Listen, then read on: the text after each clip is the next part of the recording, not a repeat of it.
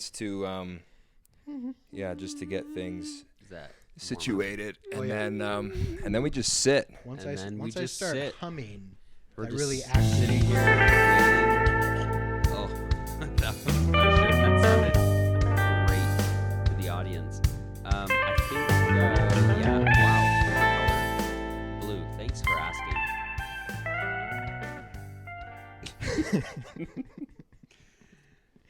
Welcome to Mission Stories. My name We is have started. We've started. We have begun. Why is my mic sounds? Is it just because I Started over. have this loud? Should we start it over? No, I was in the middle of my vocal warm-ups. Well, that's perfectly acceptable, and I got to put this on the thing so I don't make noise with it. Welcome to the show, everyone. This is Mission Stories. Is this Mission Stories, the farewell tour. Is this the final? This may unexpectedly, a little unexpectedly. I dropped the news. You dropped the news. I will be resigning my position from the Mission Stories podcast. And we're just jumping right into the news portion. Effective immediately. You're like, goodbye. I'm just here to send in my resignation letter. Yes. And name my replacement. Okay. You can continue with your questioning, but I might as well not. Can we have a battle royale of all A BR. all former guests?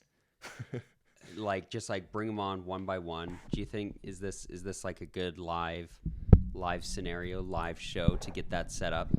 I think so. also welcome Am to I the a little podcast, quiet? Alex Williamns. What? Oh yeah. What? Just getting everything set up.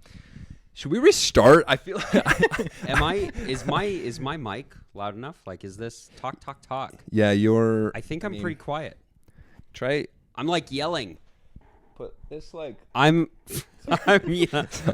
like yeah. talk. I mean, here's the thing with these mics. Every millimeter Matters. has sort of like a exponential increase in the volume. If I'm you're really close to this. If your lips aren't That one especially you have to be because going it's up against the fuzz. It's not for. Do you want that microphone? Is that one better? You'll hear. It might be a little better, to be honest. Should we start again? This is a rough start. This is a rough start for the grand finale. I've always said that as a joke, but maybe it's We didn't even have the mics set up. Oh, right. did you know? People know what I look like now. have we never recorded your face before? I've never done video. Well, and you're here for it's so funny. We finally got the video portion set up correctly or such that this will now, we won't have to clap. We won't have to pause. There won't be any little, not that anyone cares or many people watched the YouTubes, but for those that did, now I've set it up so that we won't have to do any of that. We'll just sit here and record. We can talk for up to 5 hours. There were some strong amazing. haters of the clapping. Yeah, and we listen. I didn't like it either, but it's a limitation of the technology, and also I didn't want to edit it out Fair enough. because I didn't want to Lazy. I couldn't be bothered to do that. I But wasn't going to edit it out. Wasn't going to be me. no. Or me. I'm Is just anyone a else guest. out of breath? I'm out of breath right now. I'm like, I feel like we're putting in great effort to make this a good podcast episode because it's a farewell tour. But I feel like maybe we're exhausting ourselves.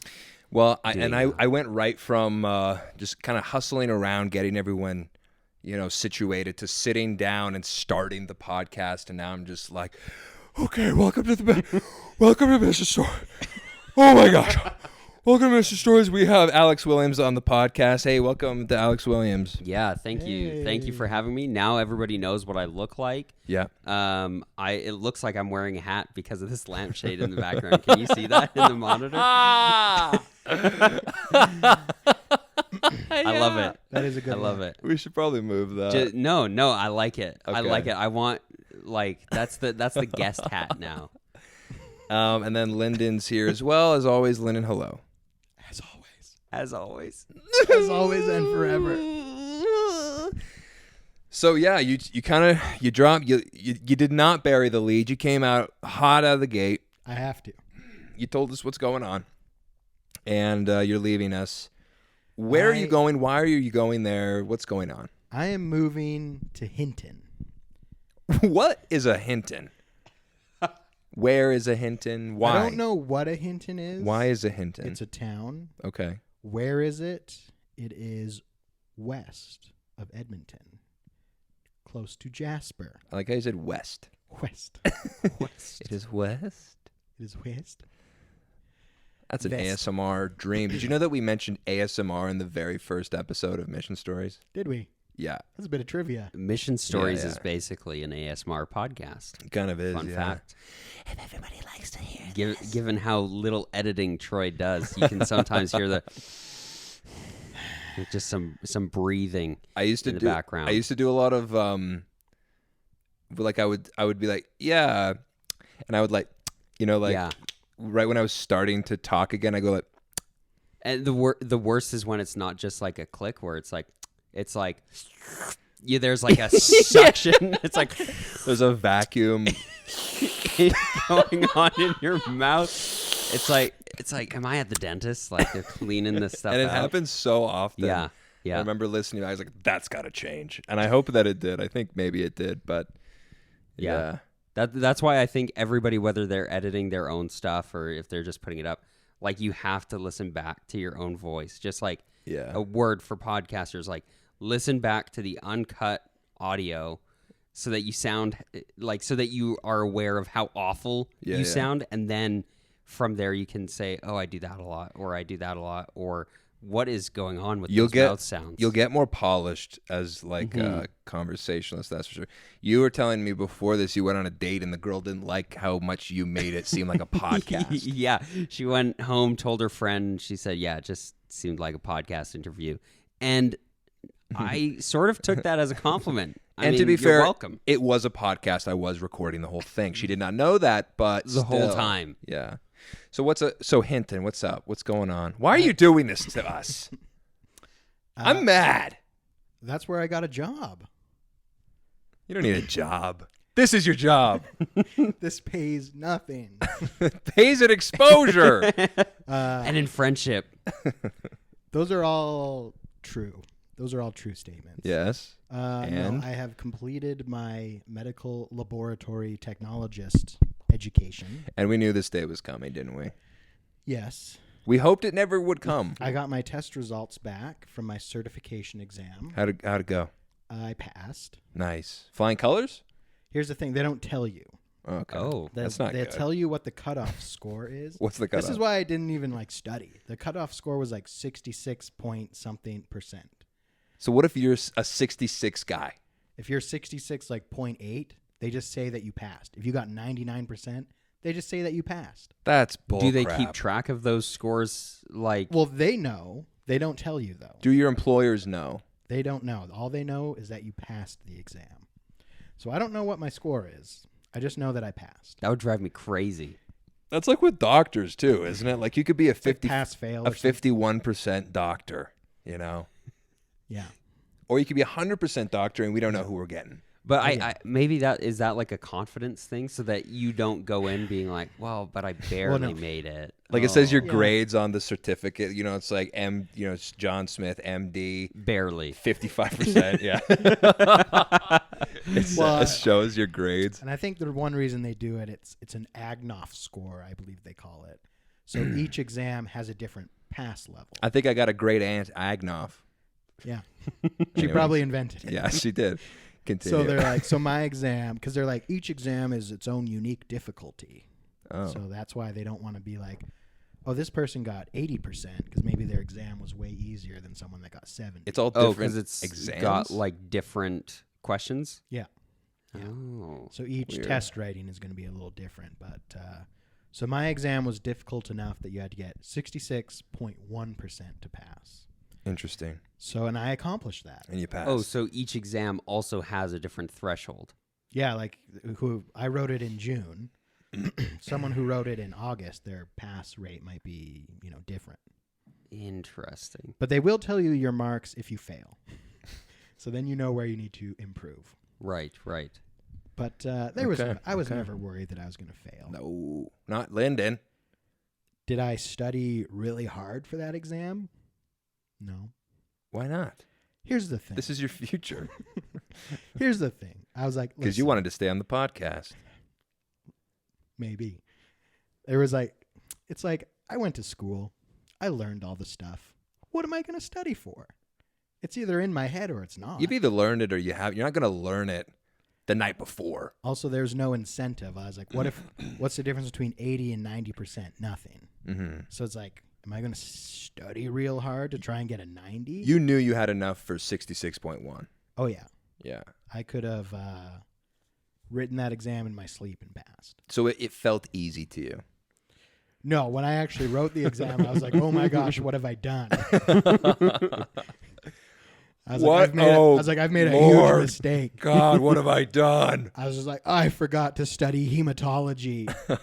Oh, what's a blood cell? I don't even remember. This does not. Maybe we should like shift the conversation, because if your employers ever find this and they're like, he doesn't know about hematology. Hey, Jackie, if you're listening to this, it's all a joke. He knows everything. I'm the best in the biz. But if you want to fire him and thus thereby keeping him Hey, as a regular guest on Mission Stories. Actually, I will say this about Okay. the Hinton interview. They asked the most difficult technical questions. ooh, Because when it comes to these lab technologist jobs, they like to ask a lot of behavioral questions. Sometimes it's behavioral questions with lab behavior questions. what are you like at a party? Yeah. What do you Tell bring us to about a a wedding as a time gift? You had a hard time on a podcast. Yeah. Actually, because I'm a new grad, all my behavioral questions were all podcast. They're like, name a time you had a conflict with a coworker that you resolved. I was like, well, there's this one guy, friggin' Troy. We work on this podcast together. Is that true? He never edits out the friggin' claps. And then I had to make up a story about where I cajoled you. You confronted me. I and confront then, you, and then you get this technology to fix the issue. I mean, we fixed it's. I mean, this you could use. I mean, you already have the job, so it kind of doesn't matter. But yeah, you could use it. Do you actually use podcast stories in interviews? No, absolutely not. Okay. I was gonna I'm not say. sure how well this You podcast would shouldn't. apply. No, I think it's on my like resume as like hobbies or As a like, thing you do. Yeah, like I'm like, oh, Right. I also do a podcast that has over 10,000 listens. Yeah. Right, right. And it's like, ooh. Oh, he's got clout. We can use him in our marketing department. Yeah. No. You could be the new face of the lab. You're Yeah. just like, yeah, you got a thumbs up on the poster. And you're everywhere in Hinton. You're famous in Hinton. I run the hospital podcast. But you only became a big deal there because they thought you were a big deal elsewhere. Yeah. And I was But like, I'll bring now- all my followers. Now you're a big deal there. And so now you are like now it's true. You're Mr. Hinton himself. Yeah. John J. Hinton, you're his heir. Of the Hinton Lumber Mill. I think it was named after the guy who started either the Podcasting. railway or the lumber mill there. It's hard to say. We got But yeah, they asked the most difficult technical questions. I'm just like, Did you do a good? I guess you passed. I think they would have probably given the job to anyone who could come up with a decent answer. Okay. That being said, I think I did a pretty good job. You must have, otherwise they wouldn't have given you the job. Yeah. I mean, you're a gem. How could they not give you the job? Here's the thing. I'm shooting 100% on my interviews. You got every job. Every place I interviewed with offered me a job. That being said, could I get a single interview in our great city of Calgary? Negative. I was going to ask, if you turned down a Calgary job, I was about to jump across this and slap you in the face. I did not turn down any Calgary jobs because I couldn't get an interview. Damn. It is tough. So are you going to be the richest man in Hinton? How long will it take you to become the richest man in Hinton? What's the kind of an average, earnings for like a Hinton Oh, I looked this up. job? Well, I looked at like the Hinton, like their website has a moving to Hinton brochure. Cool. And it was like just bragging about how like the average income in Hinton is so much higher than. What are you doing? By the way, what are you doing? I'm not just sitting on my phone. This guy's just like, It's like he's either like taking a video of me. he's like, please let me be on your podcast. And then he gets here and he's like, I just need like a place to be for. I really need to like power through this Hinton business. No. I'm looking up Hinton stuff. Some Hinton. Okay. facts. He's our Jamie. Yeah. Okay. So it has a With more mic population time. density. It has a population density of 285.5 people per square kilometer. Oh, we're talking per kilometer. Yeah. Not even per acre. Hectare? Yeah, no, per square kilometer. And in the 2009 municipal census, there were 9,825 people. So you know what? Great news. They're probably breaking 10 G's now. Yeah. Look at you go, and you can take credit for that I will. now that you're moving there. And then you have like 15 kids living in that trailer you're going to be owning. You're going to be a homeowner soon. Have you thought about buying a trailer? I actually have considered buying a trailer. No, I looked at some Hinton property. And there's nothing wrong with it. And I was like, man, trailer. if you just get into like a 30-year mortgage, the monthly payments are like nothing. Yeah. If you connect your life to Hinton for 30 years, they really let you off on these bi-weekly payments. I'm just like, what am I doing not having a 50-year mortgage? 100-year mortgage. My children's children will have to pay for this. Okay, so you're going to Hinton. When do you move there? I'm thinking next week. My start date is August 16th. That's coming up. Wow. Quick. Yeah, and I got. Is this the last time? I feel like we got to like shoot or something beforehand, like before I have 0 people to shoot with. Yeah, you probably need to do like a sketch like you did for my wedding about how upset you were that I was getting married. You need to do a how upset you are Yeah. that I'm moving to Hinton. Yeah. That's a good idea. Yeah. And we have to bring every actor who's acted in one of those has to come back, including you. Deal. I'm right here. I'm already here. You can be the guy who freaks out about that too. Right. Yeah. Anyway, so okay, so August 16th you start. You're moving next week, and Jasmine's gallivanting off in Utah. She is gallivanting in Utah. Okay, what my question there is like, is there positions for her in Hinton? Oh no, she's not moving with me. Oh, you're just, dude, get a trailer. Get a trailer. Let's see. There is potential jobs for her in Hinton, but she's probably going to stick it out till the end of the month here in Calgary. Okay. Yeah. But eventually she will move to Hinton with Yes. you. Okay, all right. Oh no, Jasmine would never live in. Jasmine's in Utah now. That's where she lives now. She is not coming to Hinton. She was like, "You idiot! I am never coming with you." We're doing up long there." distance marriage from now on. No, Might work for some people. people with terrible marriages. I think I'm going to be one of those people who like sleeps in a separate bed from his wife. At least from time to time. Yeah, because it's hot. I don't like. Yeah. I don't need another body around me. Hot. Like, Every time they twitch, you wake up. yeah, Ugh, yeah. yeah. And for what? Just love and companionship. Just Who needs love? The two, like, wait, are you single, Yeah, I'm single. Mr. Bachelor? Hi, everybody. He's available. Mr. Bachelor over here. Yeah, we're like, what do you need love for? And you're like, just to be happy, to have a nice, fulfilling life. I was like, We're like, we like podcasting instead. Maybe that's why I do so many podcasts. Totally is. fill some fill- sort of yeah. void. You didn't know Yeah. that already? Oh, dang it. And you even podcast when you're on a date Oh, because you're just like, I need to emulate Hold my on. true love. I need I to walk live around cast this. with my Pelican case full of microphones, and we're sitting having coffee, and I set it all up. 150 microphones. Yeah, at yeah, all times. yeah, and I interview the barista at the same time. Yeah, everyone in the room has a mic. They're all mic'd up. And everybody has headphones too. It's a cacophony. It's one track. Yeah. There's no differentiating who's saying what to who. It's insane, and it's doing very well. It's called Cacophony Podcast. Check it out. So are you going to be, shooting guns off the back porch. What's life like in Hinton? You've been there now. Yeah, I did go visit there to look at properties, tour the hospital. It's kind of rugged. It's kind of like in the wilderness. Cool. Like, I'm used to like living in prairie towns, but it's like this place is surrounded by forest. Ooh, and there's mountains nearby. Yeah. So obviously, I'm going to have to buy a truck. You have to buy a truck. I have to buy a truck. Everyone there is like, yeah, you're going to be a mountain biker. They have like a 50-kilometer bike park in the town. Wow. For mountain biking. In the center of town. Yeah. Cool. Rad. It's in the middle of town. And cross-country skiing. They're like, one guy told me, he's like, we have a world-class Nordic center. He's like, actually, I don't know if it's world-class. I've never been outside of Hinton, but I think it's pretty good. He's like, it's a really good one, but he's like, I don't want to oversell it. Like, he's like, I don't know if it's world-class.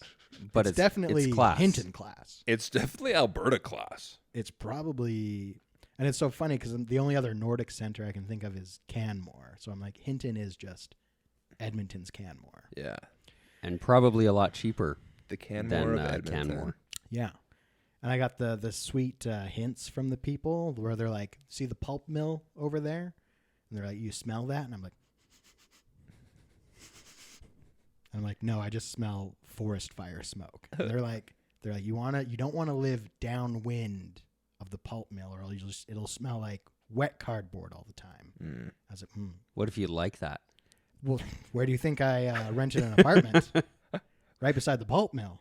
Obviously. I thought you were going to say that, like, they're going to be like, yeah, and guess what? You get all the free pulp you want. You want pulp? Pulp mill. Orange juice doesn't have enough. You just drive on. There's a little drive-through, and they give you the extra pulp. And you can do whatever you want to make your own paper at home. Go ahead. Go ahead. You want to make your own paper mache? The pulp does that too. Pulp has many uses. They start going through all the pulp uses. Good gravy. All right, so damn, Lyndon. I mean, I knew this day was coming. I knew. Yeah, I already told you I accepted a job in Kelowna. Yeah. So then I had to have that awkward conversation. Oh, you're breaking up. Yeah, Kelowna. I had to break up with Kelowna. Yeah. It's like a great way to start your professional career. Be like, hey, remember when I said yes? To be a job slut. Remember when I said absolutely yes, can't wait to come out, live in the Okanagan, and work at your hospital? I was like, it was all a ruse. I did not want that at all. Well, actually, that's the problem. I'll say We did whatever it want needs that. to take. Oh, you did? We did want to move to Kelowna. So why'd you take Hinton? The city of Kelowna did not accept us. Too expensive. We could not find a place to live, even though it's so expensive to rent out there. Every application we sent in, denied. Why? Here's the thing. They put up an ad for like a 2-bedroom basement suite, because every home in Kelowna has to suite out their basement so that they can afford their mortgage, because everything is so expensive there. And they're like, for $1,900 a month, you can live in our dank basement in Kelowna. And we're like, yes, please, master. Let us live in your basement. allow us. We'll pay our own. We'll pay 60% of the utilities. I'll do the yard work too. Yes. I'll clean your toilet. Yeah, we'll go upstairs. We'll clean your house. I'll be your servant. And they're just like, that sounds pretty good. I was like, I can't First say of all, slave. Disney can't anymore either. No. They're not allowed to say Slave. No, yeah. Servant one. They're going to call that. it. Boba Fett's spaceship. They're gonna call I will be Boba Fett. paid butler one. I will be your Boba Fett spaceship. Yeah. And they're like, I understand. No, so they put up an ad. They'll get about 600 responses in like 4 to 6 hours that it's up. Oh, wow. And of those 600 people, they select 10 to 15 to actually see the place. And the people that see the place actually get to apply.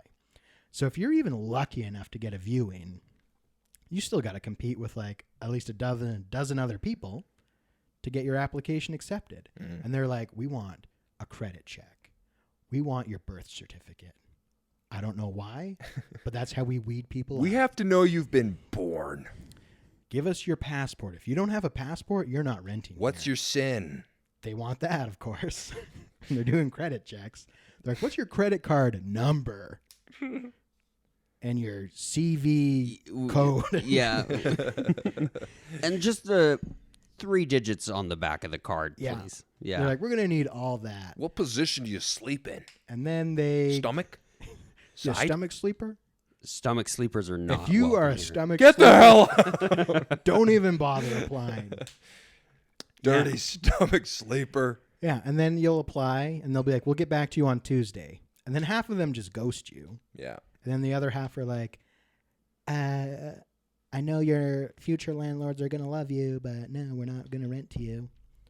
That's It's like not breaking up you, with it's somebody. me. Yeah. You know, Fine. like I'm sure your next significant other is gonna think you're great, but gonna make- I think you suck. You're going to make some lucky landlord so happy one day. But you're just not right You're for such me. a good tenant. I can feel it. You're such a good tenant. And so, yeah, you can't even live out You're there. so sweet. We're just going other Bye. ways. Yeah. So, yeah, Kelowna was not working out.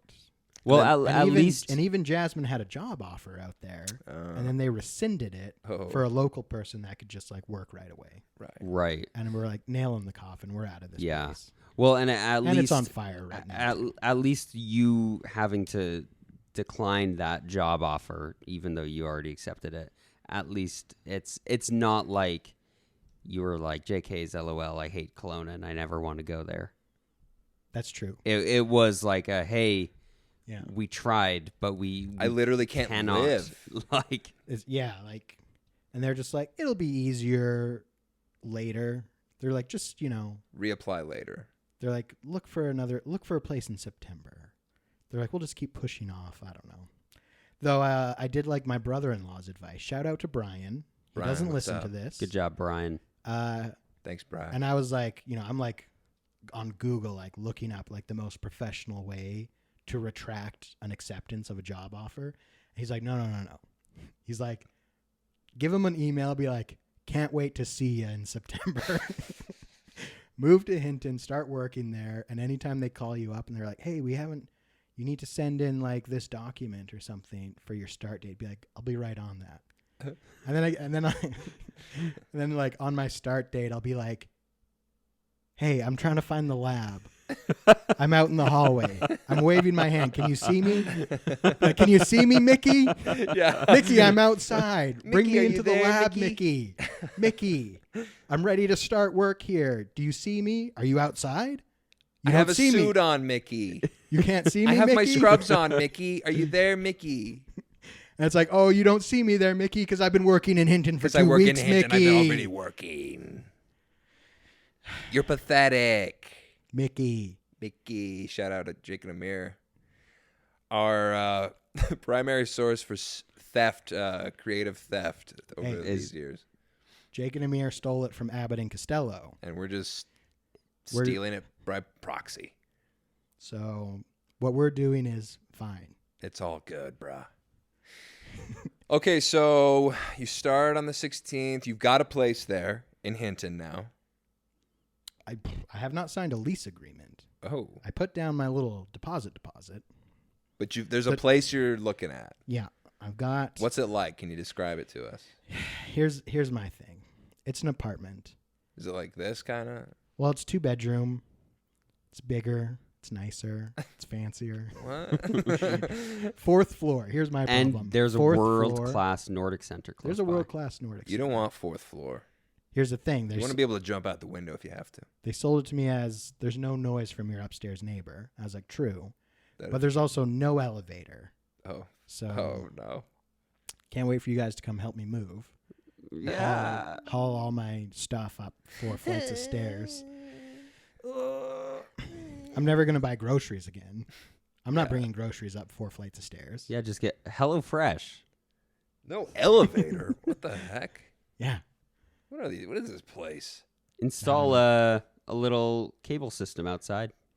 Yeah, The just a little, pulp mill little- can't afford an a elevator. little pulley system up my balcony. Yeah, what do they call it when it's an in-house little The dumbwaiter. dumbwaiter? Yeah, that's right. Put a dumbwaiter in.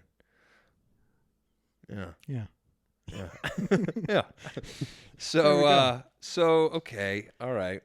And since Okay. there's no possible way. It's never been done before that you can't podcast unless you're in the same room.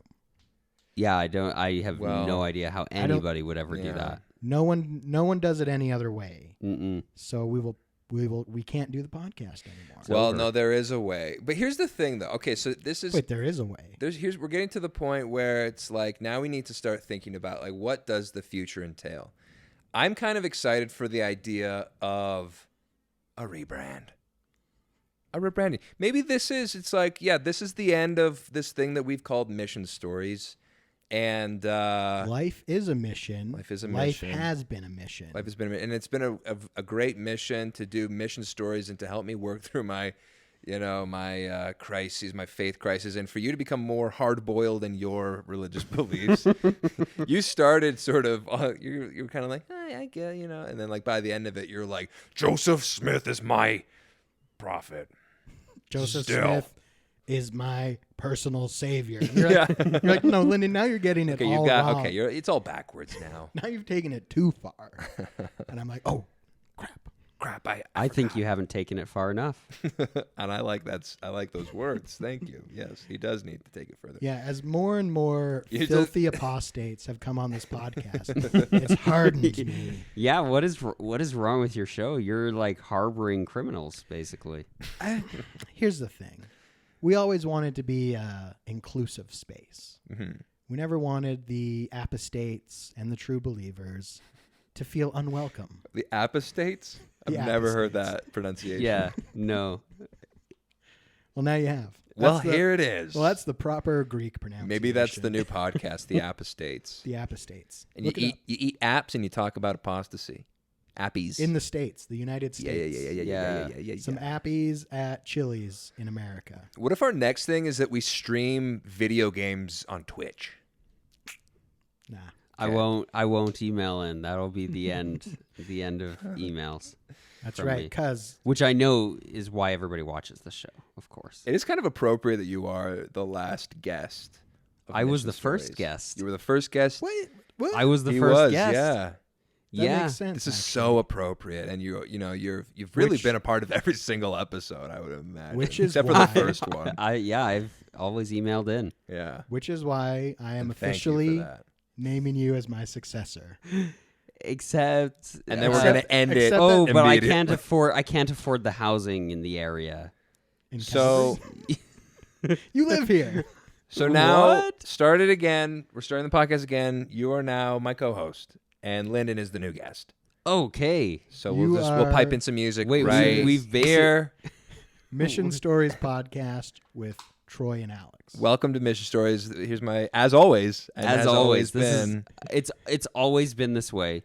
Don't look in the history books. It's No, always yeah, been Don't look at history. Troy and And Alex. then we'll Always read, and forever. read some emails. Yeah.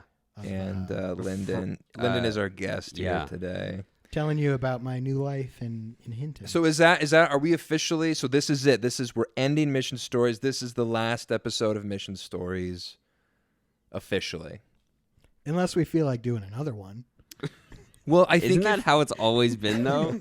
Every episode has been our last episode. yeah. Unless we feel like making another one. Right. And we always have. Does it become? I like the idea of it becoming something else because I feel like it's been becoming something else this whole time. It was Mission Stories, quote unquote, ended probably a year into it. Oh yeah. Do you know what I Right. mean? Yeah. Like once I got. I still always forget that it's like we used to like legitimately tell mission stories. Yeah, and that we'd be like, okay, what's the story we're gonna tell today? What dogs did I encounter on my mission? What That goose was- did I that was one of kill my- on my mission? Yeah. I don't know if that happened. That was, and we're just spitting, whatever. Just here. That- saying random. I feel like that dog Things. episode is when mission stories really died. I think you're right. You're probably right. It's when we realized that the core concept was not tenable. It could not continue. That's Telling why mission stories is horribly you have to boring. go on another mission. Yeah. Which is why life became a mission. Yeah, it's like, well, we want Right. to And we branch evolved. out. Yeah. We didn't to- rebrand, we just evolved. Yeah. Or devolved. We called it the same thing, and it's, I think we don't really serve that core audience who really liked the Mormon centric stuff, but that's okay. Well, I mean, what happened was we had the infamous dog stories episode, which didn't air. Yeah, we never. For the people that are unaware, we recorded an episode where we told dog stories from our mission. That was the theme. And I don't remember why, but we had to like re-listen to it. I don't know if there's technical difficulties or like something happened, and in the middle of recording, we had to like look at each other and be like, this is the worst content. This is so bad. Like, yeah. Like I'm listening to you tell a dog story and I'm like, this is so dumb. Yeah. I'm going to have to jump in and tell my dog story. And I was like, my dog stories are like illegal. Well, the thing was that the old format was, it was like, okay, it's my turn to talk for 15 minutes uninterrupted. Here I go. And then it was like, although no. So there would be some like interjection, some clarifying questions of stories. Your stories were always more interesting, I think, because I think you're a little bit better of a storyteller and I'm a little bit better of a interjector. And so those were always the better stories. And then when it was my turn to talk, I would go down all these meaningless, these useless side paths of like. And I was absolutely useless you were to help silent. I'm like the worst storyteller. You're the worst, interjector. And so it was always just like made me look like a fool, and you look like like I'm out here dying. You're not. You're just folded arms, cold dead stare. Oh, does somebody know a lifeguard? Looking at Can we me. help this guy? Yeah. It's just like, could you maybe like steer me onto like the more interesting ask path? me an interest. And I'm like, no. You're like, I don't. You're like, I'm not listening right now. I'm just staring at you. Lyndon's head. I'm waiting like, for my turn. Like in his head, like a song is playing. Just sitting there, and I'm just like, oh my gosh, this story is so bad. This sucks. And then, So then we stopped. We're like, we're done. We're done telling mission stories. Well, then guests. We ran out of our own, and then we got guests to come on. You were the first one. Hadn't been on a mission. Which I thought was so funny. You texted me. It was like the same day. You were like, hey, do you want to come on the podcast today? And I said, you realize, like, I have not been on a mission, right? And you're like, yeah. That's why we think it would be interesting. Yeah, like we want nothing to do with missions anymore. Yeah, and then you came on, and then we had this run of guests. Some of them had been on missions, some of them had not. And the mission guests, there's some like interesting stuff. There were some good ones. We just got so sick of our guests. Yeah, well, we got to. And we're so thankful for every guest that we've had. Honestly, it wouldn't have gone on as long without the guests, because it did inject a lot of new and fresh and interesting content and and perspectives and stuff. And truly, I actually am great. I know we always like roast our guests after they leave when we're on our own. But that's my favorite part of the show. Is like, what are they gonna say about me on the next episode? And we act like they are never gonna hear it, but if they listen to the next episode, we talk about like, yikes, that was interesting. Can you believe that guy? Yeah. I mean, the problem has always been that we just love ourselves so much, and we chase the bit maybe a little too much. The joke, we chase the joke in at the expense of sincerity, perhaps, but that's just that's the brand. That's the experience. That's the experience. Yeah. Who needs sincerity when you can be laughing though? That's what I think. But then some of the guests, it was like we had that experience that was just like, you just can't control them. We're fully out of missionary territory. I think by the time our last guest for a long time was Kara Henry, and she was talking about like what's CrossFit, and I remember there was some point in that interview I was like, we've completely like jumped the shark. What are we talking about? I mean, all love to Kara Henry, great guest, great ep, but like, what are we talking? It wasn't mission stories anymore. Yeah, we're like the black boxes. Huh? Tell us about the black box, which is a CrossFit. It's where they do their workouts. I don't know, whatever. Who cares? But yeah, we were just like, let's just bring it back to basics. And then it was you and I for a good long while until, of course, we didn't record as many episodes in that time period. It was just you and I, but like months would go by, and then like we'd put out another episode. And then I think the only guests we've had back on, I think, are you, Theo's come back. Is that it? Cindy. Yeah. And then sort of our recent run of guests has been interesting too. I've really enjoyed having guests back on. We haven't done an episode just by ourselves since we've started the video, maybe. Or I think the first one was just video, but anyway, I've liked having the guests back on. Yeah, we were like, we're so sick of guests. We don't know what they're going to say. We can't control them. Yeah. And then we're like, oh my gosh, you need guests to survive. Well, we went It back makes to it guests. easy. Like it's really nice because that even though it is a wild card and you can't control them, that kind of it makes the episode more interesting because you're not coming into it being like, this is what we're going to talk about. It's like, well, there's this mystery person in here who might add something. I don't mind an uncontrollable guest. The issue sometimes is like podcasting is a skill. Mm-hmm. It is a skill, and talking into a mic for long periods of time is something that we were not good at in the beginning either. And we expected our guests to be good at it. And it's like, for a lot of these people, it's the first time they're doing this. And yeah, so they'll be like, we were talking about this before, like sometimes you'll have a guest in there. And podcasting is all about elaborating without being prompted to. You know? Right. It's volunteering elaboration. And sometimes people are good at that. We've had some real naturals on the podcast with that. And some people are a little, obviously less good at that. But, and that's okay because we were dog shit at that too in the beginning. But now we're amazing. The best of the best. That's why it's time to have ever done it. Call it quits while we're Quit at the top while of the you're game. ahead. Right at the Exactly, zenith, right as we're sort of exactly. coming back into our own. We finally figured out video. Let's get rid of it. Now I kind of want to talk about like what is a future plan? Like I feel like we should keep because there is a way to to podcast at a distance, but Some sort of video conference of sort. yeah. Here's the thing though, you're gonna need. I mean, if we want to do Is it, my gaming headset mic not good enough? it might not be good enough. Please don't. Gaming headsets are the worst for recording podcasts with people because it's right close. Have they tried?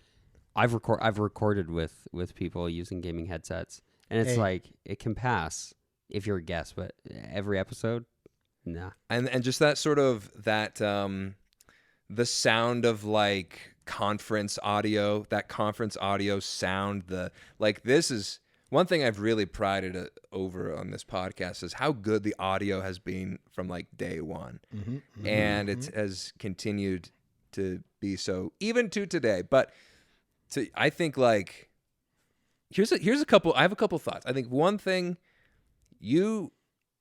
we should keep doing something, but even if it's in some different form, or like maybe you have like a little podcast show. And I don't know. You could interview the whole town of. You could interview the town. I think you should invest in some podcast equipment. I've been meaning to. Some bare minimum, some bare bones, something you could do. Remote. You got to stuff give me from. the equipment list. Yeah, you need it's just something bare bones so that, and then because what we could do, and this is what a lot of people do, is they'll record each side, like we'll have the conference call, but you're recording your side on good audio.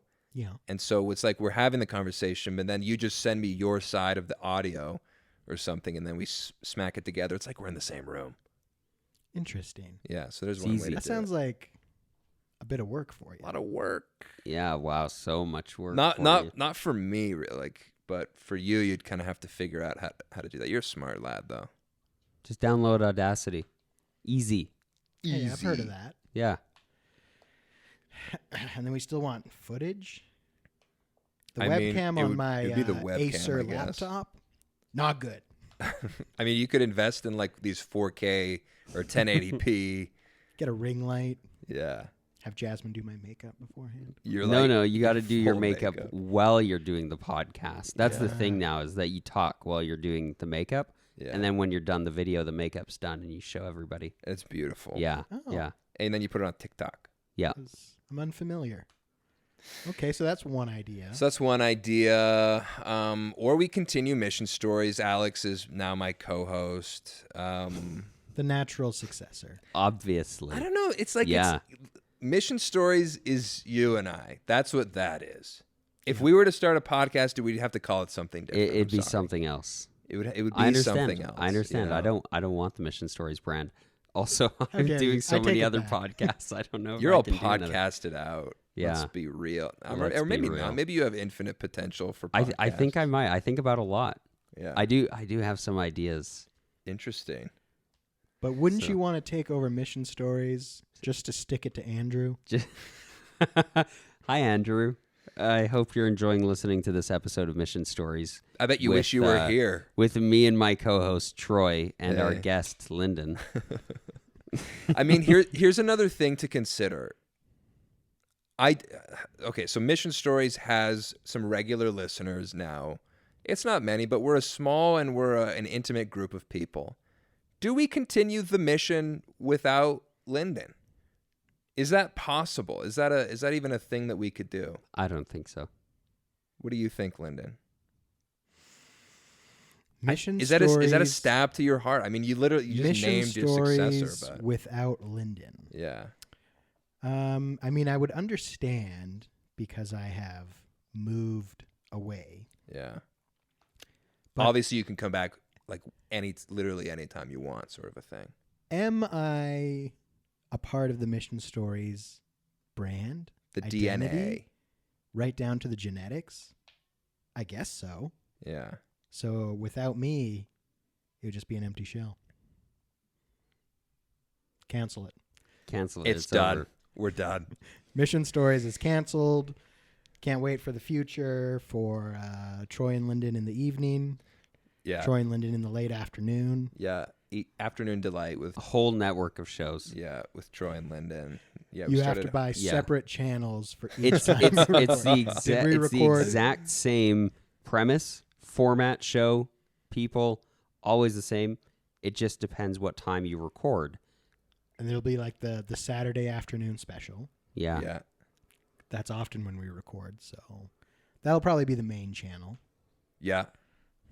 And then yeah, it's interesting. I've sort of been I've loved obviously I love podcasting with my co-host Lyndon here. But I've also been sort of like for a while we've talked about like can we go away from the missions like the mission story, the obsession with like Mormonism.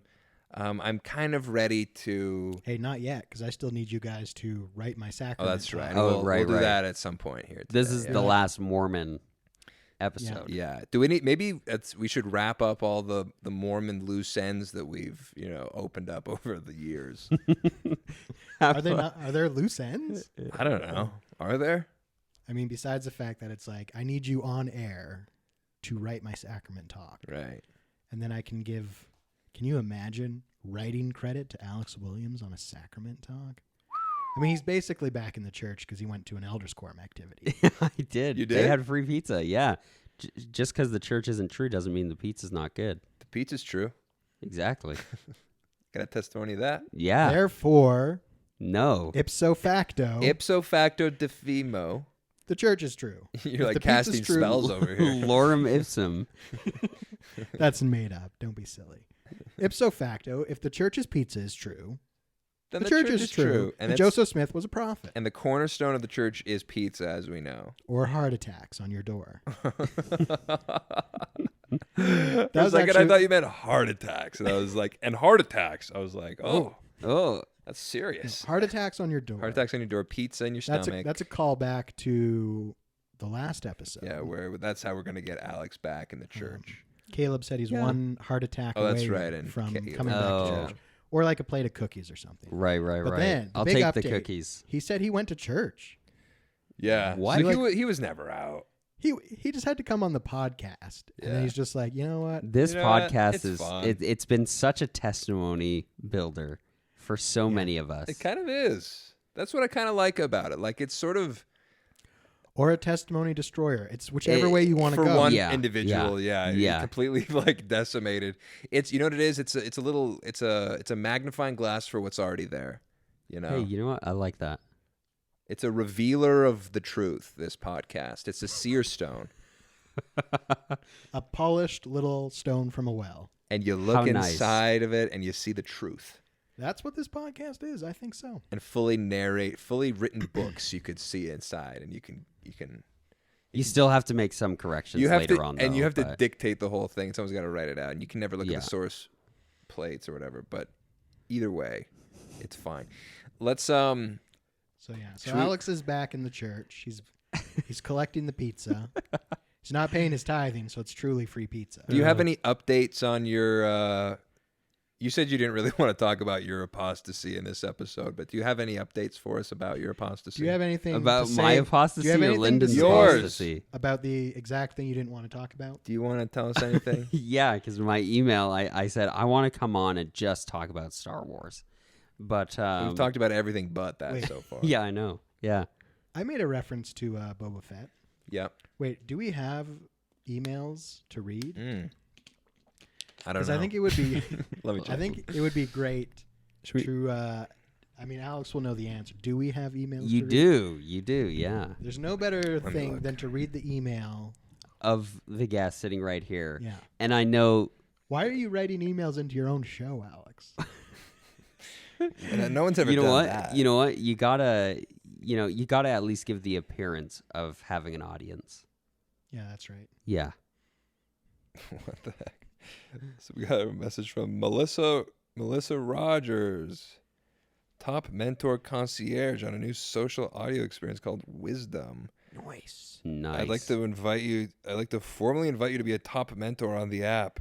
It's designed Who are we for gonna folks Don't like feel- you, so don't- you can monetize your experience Don't and do some good at feel the too same special. time. I got the exact same email. Really? Well, I do feel special. We're in the same class as Alex Williams. They think we'd be the perfect You mean they fit in crawled comedy. the RSS feeds and and emailed everybody? Top mentors get Yes. monetization every time anyone listens to you. You also get your talks privileged in search. This sounds too good to be true. Ground floor. Oh, it's the ground floor. Ah, We don't want ground floor. I want second floor. We want the friggin' penthouse. Anyway, I don't see an email. I guess, is this it? Just like the thing Yeah. about, I know nothing about basketball, but I very much enjoyed the basketball talk. Is Yeah, that, I thought that was nice. Have I we- have actually we not enjoyed read it. that on the I- Have we not podcast read yet? this? No, because that was your last episode. Here Oh, we right. go. Can't wait to be a ministering angel with Caleb. It's gonna be great. But apparently, he's getting his own thing in the celestial kingdom if he went back to church. Yeah. Plus, Yeah. he's married in the temple, isn't he? Mm-mm. Never mind. Sorry. I liked the conversation on taking responsibility for our actions instead of just saying, God said so. It's the same as devil made me do it. Yeah, true enough. Yeah, be an adult. Just own your Wait, own. is that true? Can the devil make you do things? People say that. No. But there are people who are like, "Oh, I had a devil.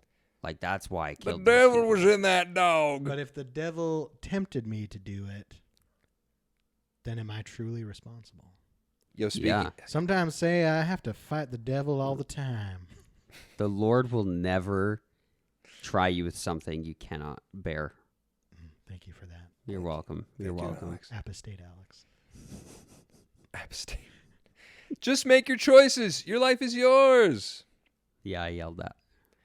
Is Is that in all caps? is redacted everything after this? No. There was something. There you was put some, that there was something I put. redacted. I forget what it was, but Aw. something that was said in the podcast like irked me so bad.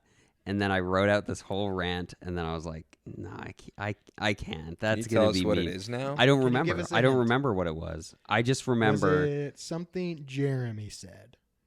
'Cause I that don't would know. make Remember the sense. person who said it? Was it me? Was it something No. I It said? was. It was. Caleb. No. It was. It Lyndon. was. I don't know. Had to have been Lyndon. I don't know who said it. You're but- lying because if you wrote out a giant rant You and know. then deleted it, You know. You know. I you no. have I not have. I forgotten. have a lot of little rants. forget. It was something about the church that, and then I don't know if it was church history or what, but it was something that I was like, Was it my got big frustrated slavery with. reading section? I don't remember that. I read a but- whole section about slavery, Yeah. and Caleb was getting real. He was just like, "Enough already." You're Yeah, just no. reading an article verbatim. Oh no, think I it don't. was I good don't know. information. I don't know what it was, but I was like really, Not on brand for us though. really frustrated, Mm. and but then I was like, no, The Mission Stories podcast is not about that. So Well, you went on to say, I love how Jeremy was the hyped guest, but then it was all about Caleb. Both great guests. Jeremy did self-hype himself. yeah. And then he's like, and I brought Caleb. Yeah. Well, yeah. And we were glad to have both of them. And then you say, am I supposed to just pick a date? And then I went on to say, you dictate to us. August 7th. And then you said, Saturdays, July 24th? And Lyndon was sick. Yeah. And then you were sick. And then I said, see you then. And then we offline picked this day. Yeah. So that was the kind of the final, I mean, I guess unless people react to this, unless you're going to write in about this episode. I will write in You about probably this will. episode. And it won't get read. Maybe it'll get read on a future podcast. Yeah, on your new podcast. Yeah. Except we won't. We'll be like, what's Mission Stories? We don't even know. You'll Never just heard deny of that. culpability. Mission Stories is dead. Mission? And like a phoenix rising from the ashes. Like a phoenix rising from the ashes. And that's the name of the podcast. That's too long of a name. What about this? Welcome to Like a Phoenix Rising from the Ashes. So too does this podcast rise anew. Rise from the ashes. What if I just start my own podcast called Hanging with Mr. Cooper or something like that? And That sounds incredibly inappropriate. Good. Hanging with Mr. Cooper. because it's all about dirty stuff. Just kidding. No, but then you can be a guest whenever you want, and then I can talk about whatever I want, like pie or Blueberry, Math. Saskatoon, yeah. Yeah. algebra. That could be good. You know, I was thinking about doing like a solo episode, like the third annual solo episode, because we did like one per year basically. I just never got around to it. Probably for the best. I think it's because of COVID. There was no trauma for me. Probably right. Yeah, there was no. Yeah, each one was like you had.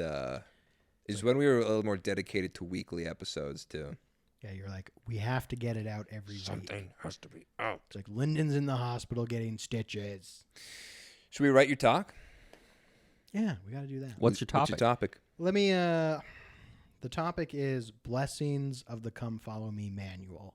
Remember when we were gonna do like weekly Come Follow Me? Yeah. Mission Stories versions. Yeah, of that it? didn't even get like out of the hangar, let alone off the ground into the air. Like that was Like it got onto the blueprint. Like the hangar wasn't even built. No. Right. You said the words, and then I was like, yeah, maybe. And then that was the last we ever really did anything with that. Okay, so the benefits of it. I'm going to give you the framework, what I have so far. Okay. The one unique thing is I've never spoken in my ward before.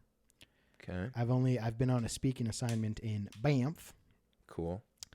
But I've never, so this is like my introductory talk in the So ward. Banff is in your stake? Yes. Cool. And obviously there's 12 people, so they don't want to make all 12 people in Banff Just speak rotate. constantly. Right. So they send people from the West Stake to go speak out there. So I have spoken in Banff National Park. Banff National Park. But I've never spoken in my own ward. So it's like my introductory talk, but also my farewell talk. And so I feel like I could probably spend like 7 to 10 minutes of my 12 to 15 minutes just telling my life story. Right. And I figure I could make it pretty entertaining. Yeah. Gospel related? No. Could make some stuff up too. Yeah. Yeah. You could just lie. Thinks about it for a second. I'm like, yeah. That's a possibility, yes. Yeah. You could do that. So yeah, I Like that's your first instinct is like you could do what the devil does. You could do what Satan wants. I could deceive them. You could lie. Have you thought about Hey, that? Is it Murder, steal? is it a lie if it strengthens their testimonies? I've Yeah. I've given talks like that. Well, It's like- it is a lie, but the question is it wrong, or does the net positive justify Right. Well, this is one of the the things. negativity? Because they're like, the blessings of come follow me. Talk about some personal experiences. And I guess like one of my personal experiences is like doing the Book of Mormon one and like Nephi kills Laban. Epic. And I'm like, Jasmine, let's talk about all the, the meta ethics of what Nephi just did. Yeah. Nothing you would do in Sunday school, Yeah. No. but something that we do on the podcast, or if I'm having Sunday school with my wife, then I'm like, yeah, we're going to get into it. And if you have the mic in sacrament meeting, That's just another podcast. They're not going to pull me away. No. Right. They got time to fill. They got to fill the time. right? Yeah. So I'm going to be like, listen, is this important for our salvation? No. So let's get into it. This is what you should say. You should say, I do a podcast called Mission Stories. You should go listen and subscribe. I did plug the podcast in the Banff Yeah. talk. Good. Nice. Hello, everybody in Banff.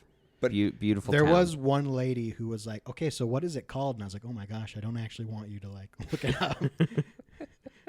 I just wanted people to be, and it's one of those things where it's like the Howard Thurston school of speaking, where it's like you go in there and you tell them, you're like, I'm so excited to be speaking to you today. And then you tell them, be like, I love speaking. I have a podcast. And then in their mind, they're like, this guy's good at speaking. Yeah. Right. They're like, he's happy to be here and he's good at speaking. And it doesn't matter what you say, they believe it because you told them that you are so happy to do it. That's always been my philosophy. I like the philosophy of like, you never, at the very least, you never apologize for doing what you're doing, for speaking. It's like, oh, I'm not very good at speaking. I was nervous to speak. Like some people, it's like the first 5 minutes are like, I know that it's a story about how the bishop went up to, or some member of the bishopric tried to get them to speak and they've been avoiding them. And then they finally tracked me down and now here I am. And it's like, okay, why don't And you at just... best, it's like a nervous, like, I can relate because I also am like, eh. Yeah. Right. How about this? You cut all that part out. You just start at the part where you just start talking about your subject. How about that? Oh, no. See, my plan is to like avoid the subject for as long as possible. Okay. Because I think the most interesting thing is me. Yeah, make it like a meta. Remove the topic. Make it about, I guess in a way, do the thing I just said not to do. Sort of become a Thompson. What's his? How have I forgotten his name? Hunter S. Thompson. Where his assignment was to cover like the Kentucky Derby, but the story was more about like, not so much the Kentucky Derby, but him going to the Kentucky Derby and like getting drugs and seeing all of like the people around. What and goes like, on around the Kentucky? he Right, is the right. story. Yeah. So you talk about your family, and then at the end you say, and that's why scripture study with family is so nice. Amen. Yeah, and that's the blessing. That is something you could do. It's like, listen, we all get it. We all got to put in our time in Sunday school and sort of the official things. I think because really, what am I doing? I'm supposed to plug a program, the new program. Okay, what does the program do? The home-centered, church-supported is the Podcast is the why. They want you to podcast at home without mics to each other. And you know what happens on a podcast that can't happen in Sunday school? Magic. And here's some magic. And then you do a little like And then an explosion, Some doves. bunch of Bring pennies. doves. And you're like- yeah. like a just $100 bill is flying out into the pews. And then it grows into a big, and it covers the whole audience.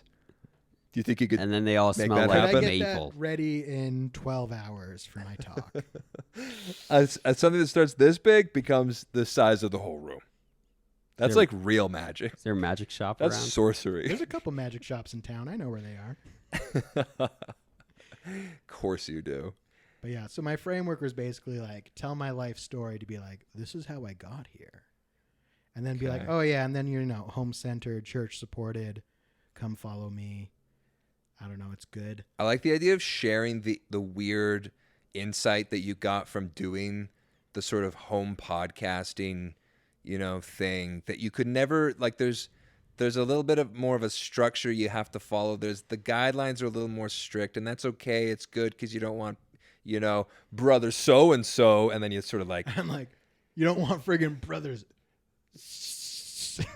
and then you struggle to remember their name in front of everybody, like Brother Chesterfield. and you have that moment where everyone knows you've forgotten, but you're like, how do you? This guy right here. Yeah, he says crazy shit. Am I right? We're getting sick of listening to this guy. We'll bleep that out. But no, we're swear positive here, aren't we? This is like the 6th time you've sworn this episode. Yeah, But that one you got to bleep out This one? because it was done in sacrament, in a hypothetical. You're right. sacrament. I'm sorry. That's the second time. Hey, this isn't your show anymore. Yeah, you're a guest on my apostate show. This is not an apostate show. This is. I mean, it's kind It's of an an inclusive- apostate show. It's a little bit. It's It's wrestling always with been it. Yeah, kind we of can't apostate. have a final episode. We have to get a share bear. That's true. Let's just keep it going. I mean, Should we have we have the a- subscription wait. for another year, man. Should we have a double app? Maybe. Cheryl and Sherry? We should. We got to get special Cheryl. Mother's Day episode. A mother. Get the moms. My mom's in Hawaii right now, so she's not available. But I still want to do a podcast with your mom She'll tear into you. because I would I love know. that. And it would Get be her great. over here right now. Sit her right there. Sit her right here. And she'll I can't wait. She's gonna be like, "What are you not telling us, Alex?" yeah. And you're What's gonna the- and you're gonna have to tell us what you're not telling us. What's the actual reason? What's the real What are reason? you I left? hiding? Yeah. Yeah. Right. What are the things that you're hiding? And you don't have to tell us, but when she's here, you got to tell her. She's gonna want to know, and you're She's gonna my have to give her the answer. ecclesiastical authority. Because you can lie to us, you can lie to yourself, but you can't lie To to. Cheryl Neglis. You Yeah. can't. You can lie in a sacrament talk, apparently. Or in general conference. That works too. Yeah.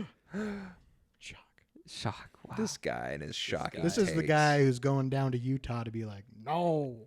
No, that's a waste of gas, man. I'm Our, out. Any so of- you're out for out. Yeah. no trips to Utah. Yeah. No That's too more. No more dwelling in the past. Now I wonder if, and we'll get back to your sacrament talk in a minute, but I wonder if I'm allowed to bring this up. Probably not. Let's maybe do one of these where I You signal. indicate Signal the the point moment. in the audio when I start to discuss the thing that might be cut out. But Yeah, just make it secretive. Like cover it, blanket it. You yeah. know? Do you you have another podcast maybe, or maybe you don't, I don't know, where you maybe talk about, I don't know, sort of It's slightly the more Mormon, ex-Mormon. apostate. Is that how you say it? Apostate? Slightly more apostate. Yeah. Now is than this something you want to discuss here or not? No, I mean it's fine to be in. It's kind of like we work through our Yeah. our stuff. Because right? the auspices of the show, if I'm using that word correctly, is that maybe I'm not. The premise of the show is that it's kind of secretive. It's all it's secret combinations. it's no one uses their real names. It's all, and I suppose it's for the safety of those who are on the show. Yeah. Yeah. I have a feeling you wouldn't care so much. I wouldn't care as much, but I know we've had guests and stuff. Yeah, who would care? Do you who think would your care. co-host would care? I don't think he would care. I've been on that podcast. Yeah. I actually Did you listened. have to use a secret name? I did. Yeah, they gave Yeah. me. I didn't even know until I was on that we were going to be using secret names. Yeah. They have like the craziest names that are like hard to remember, and every time I wanted to address one of them, I had to remember their like secret name. I literally went by Elder Jackson. Yeah. Oh, you're just outing yourself now. I mean, the people can't I mean, it's find so it obvious. by that. If you do find this podcast, You and can then tell you listen who to it it. It's is. like obviously you know who it is. Plus, like your co-host friggin' says my name outright, halfway through. Yeah, it's not like it's like a super secretive thing. If you message me, like if you know me and message me and want to listen, I'll send you a link. What are you Yeah, guys worried but- about? Like the day nights coming after you? Yes. Yes. No. Like it has to be in Probably secret. family. It's imagine. family. Yeah. It's a family thing. That's why I say if somebody wants to message me and like ask for the link, I'll give it to them. But it's just not something that we like put out there. And the whole idea of it is so that we can talk through our Mormon experience and like work through it so that we can get over it and move on. And we're at that point. We haven't recorded an episode in like a month and a half. And you're done, right? Like So my records aren't removed yet. I'm doing that. I think tomorrow I'll be talking to my bishop to like get that done. Interesting. It's funny you have to go through a bishop to do it. Right? Yeah, I wish it was. I wish it was an online. Just like click. unsubscribe. Yeah. Yeah. Unsubscribe, email. Yeah. Yeah. Oh, you got to talk to the bishop so he can throw in one last pitch. Yeah. He's got to sell. But what if He's like, or we or only take 9% of your money? I would Get take it a down- deal. get him down to 5. I take a 2.5 deal, 2.5%. I take that deal. That's not bad. Yeah. That's not a bad deal. That's good. That's good. I don't know. You know, if it's like the customer retention department, Right. Yeah. and they're like, we'll give you a special rate for What 6 months. What can I do for you here? Yeah. What was I gonna say? Yeah. So that podcast. So I was a guest on it. I've said a lot of what I said there on this podcast already. So I don't really care about myself. Well, but, yeah, and everything I've said on there, I've pretty much said, to friends and elsewhere too, right? And on here. And on here. Yeah. I'm How curious. come I wasn't invited to a secret You ex-Mormon were podcast? invited, you turkey. friggin' were, you turk. you said no. Yeah, that sounds right. Actually, I don't think I said no. I think I ghosted you guys. Yeah, you did. We were like, so are we doing this? And you just never responded. Well, I wanted to wait Well, I to feel like you hear. invited me like as Troy's lackey. Well, they wanted. No, we like you guys and your chemistry. We Yeah. admire it. Which we actually do have a podcast we want to invite you to be on, by the way. Like both of us Yeah. at the same time. Yeah. Okay, sure. Yeah. I mean, I would do it after listening to my episode because that's what I wanted. I wanted to make sure that like, I don't know, that it wasn't. I mean, you guys have like a tendency, and I think it's more your co-host Definitely. who's just gets so bitter and so like. Well, it's like and, it's the humor, right? Like we're being humorous, making jokes, and then sometimes there are those moments where it's like, okay, maybe that's like I the think edge it goes of the joke. past funny because it's so like sincere, and it's like everything you kind of hate about anti-Mormonism or ex-Mormonism. But it's so like but not. I don't think it's ever meant like it's not meant maliciously though. oh, it totally is. just That's the whole. deliberate I don't maliciously. think so.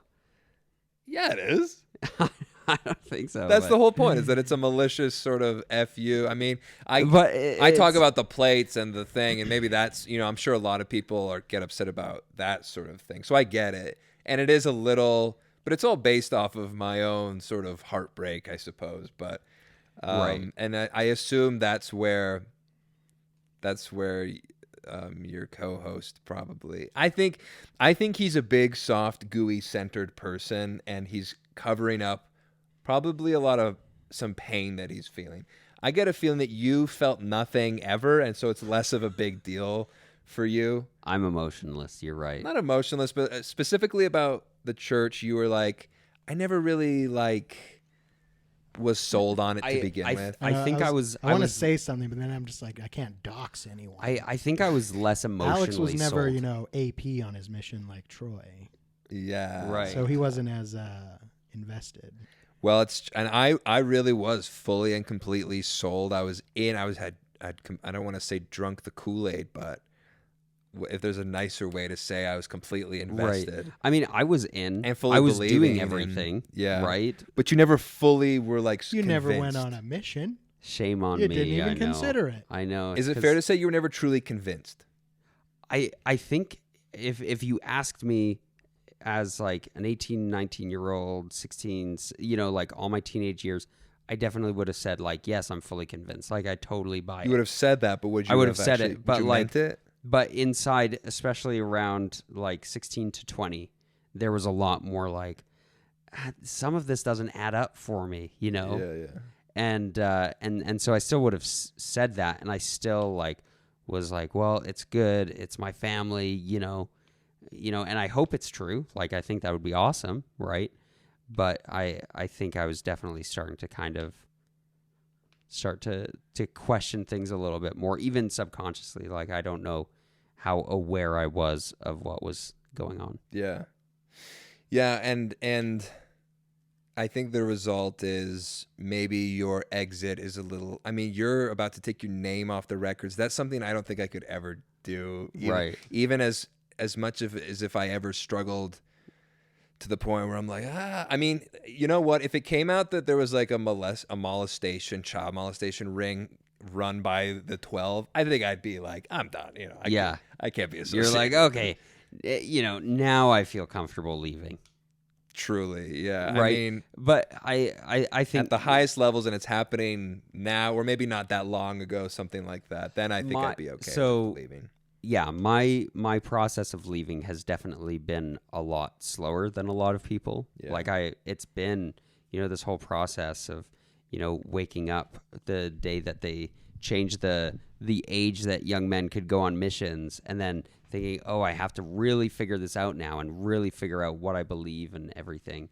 And then eventually getting to the point where I'm like, okay, yeah, I don't buy it, and I feel comfortable leaving. That's been like almost a 10-year process. Yeah. Right. And so I think that's made it easier for me because I took it really slowly. Right. But then some people, wake up one day and they find out something about the church and they're like, oh, what the heck am I like? What am I doing here? And then that day they're like, okay, I'm gone. And they go and they read Letter to My Wife, CS Letter. They go through all this material and then they're swamped with this stuff. Yeah. Right. I didn't read any of the quote unquote material until after I had already decided that I was done. Yeah. Right. And so I think when it happens really fast, I think that makes it a lot harder to, to feel like you've worked through those traumas, right? Through your experience. Yeah. Yeah. Yeah, I appreciate your I appreciate openness and honesty, and you're full of that. And it's tough. It's tough. Lyndon, how you doing over there? Oh, great. I saw you as Alex was saying his thing. I saw you just like doing this to your fingers. I was like, oh, we've lost our guest.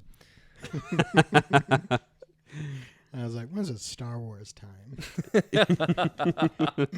And listen, we have beaten that dead horse into the ground. I feel like maybe if it is the last episode of Mission Stories, maybe can I give a little update on how I feel about everything? Please. It's your show. Okay. I haven't been to church in probably since it's coming up on a year. I think September. I think it was around my birthday because I was turning 31, and it was going to be like, my single adult YSA award was the last time I've been associated to award. And then anytime it's like, okay, goodbye, it's sort of a weird, as nice as they're allowed and can do it, they did it. It's like a very nice experience, as nice as that can be. But it was also like, maybe now's like a good breaking point. Try out, I don't know these other awards. I don't know these. And I don't, I'm already sort of like, not sure how I feel about everything, and church is kind of boring and kind of a hassle and all of that. So I haven't been to church since then, and I don't know. I've sort of I'll say this, and maybe this is the point I'd like to. This is an epiphany I had recently. I have been sort of I've found that when my faith collapsed, what collapsed with it was, and the most valuable thing that collapsed with it was the sense of accountability, the sense of like moral right and wrong. It was replaced with like ambiguity and with like sort of like, well, who am I accountable to? Well, myself. And now and so I've felt sort of, and what came along with that was sort of like discipline in general too. I felt that like before I used to be like, as a missionary, I was the most disciplined I've ever been in my entire life. And then from there, it was a bit of a decline just because that's what happens when you after a mission, I suppose. And then when the faith went, my discipline in so many aspects of life sort of like went down the tubes. And even to just do like things I like to do, hobbies and stuff, it's like it's become tougher and tougher to do things. And so I think that there's some relation between having faith in God or believing that you're accountable to God or a higher power. For me anyway, this is for me. This is someone who is like, I think you're, and there's a lot of special cases out there who are like, you can be, perfectly motivated by yourself and you can be a perfectly moral and upright person or whatever. But for me, and I think a lot of people out there, you need God as something to point to and Christ as something to point to and to like sort of model your own moral ethics on, and also to be accountable to in some way. And so in that sense, this is the epiphany I've come to recently, is that like, if for no other reason that I think I need, not that I haven't, had a sort of a belief and a hope in God and in Christ this whole time, if I've sort of dabbled with nihilistic and sort of atheistic ideas, I think I moving forward in my faith, I would like to, I think, go back to church. I think I'd like to go back to church. Attend church on Sunday. I think there's something to that. There's an accountability. There's a weekly accounting for like, you have to be at this place at this time. And maybe it's just for sacrament. I don't know. But, missing 1 hour of church is now less bad than it used to be, missing only attending 50% instead of 30%, I think I want to go back to church. I want to cultivate spirituality a little more in the form of prayer and maybe some more scripture study. That's something I haven't done in a long, long time. I think I'd like to do that, at least just to get to this point and have in my mind that like I am accountable to God and I'm accountable for my actions and I'm accountable for like the right and the wrong, and that there is less gray in the world than we think that there is, and that there is more right and wrong, good and evil, and that every task, everything that you do, I think it can be subdivided into good and evil. And Lyndon is smiling, and I like to see that smile. You just wrote my talk. That's exactly what I was thinking. I was like, there's Lyndon's talk. Yes. Just put it in your ears tomorrow at church. Yeah, right. I'm just going to... And just repeat. I'm just going to turn on YouTube and just be like... Here you go. So that's... You basically described the whole principle of the home-centered, church-supported.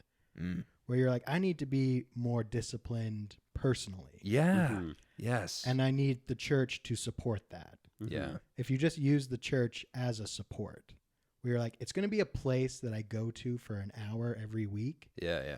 That I have to shower, put a suit on, and I'm going to go there. And I'm going to like listen to these silly people, for an hour. And then I'm going to go home and I'm going to do, my own thing. And in my own life, I'm going to be more accountable to God.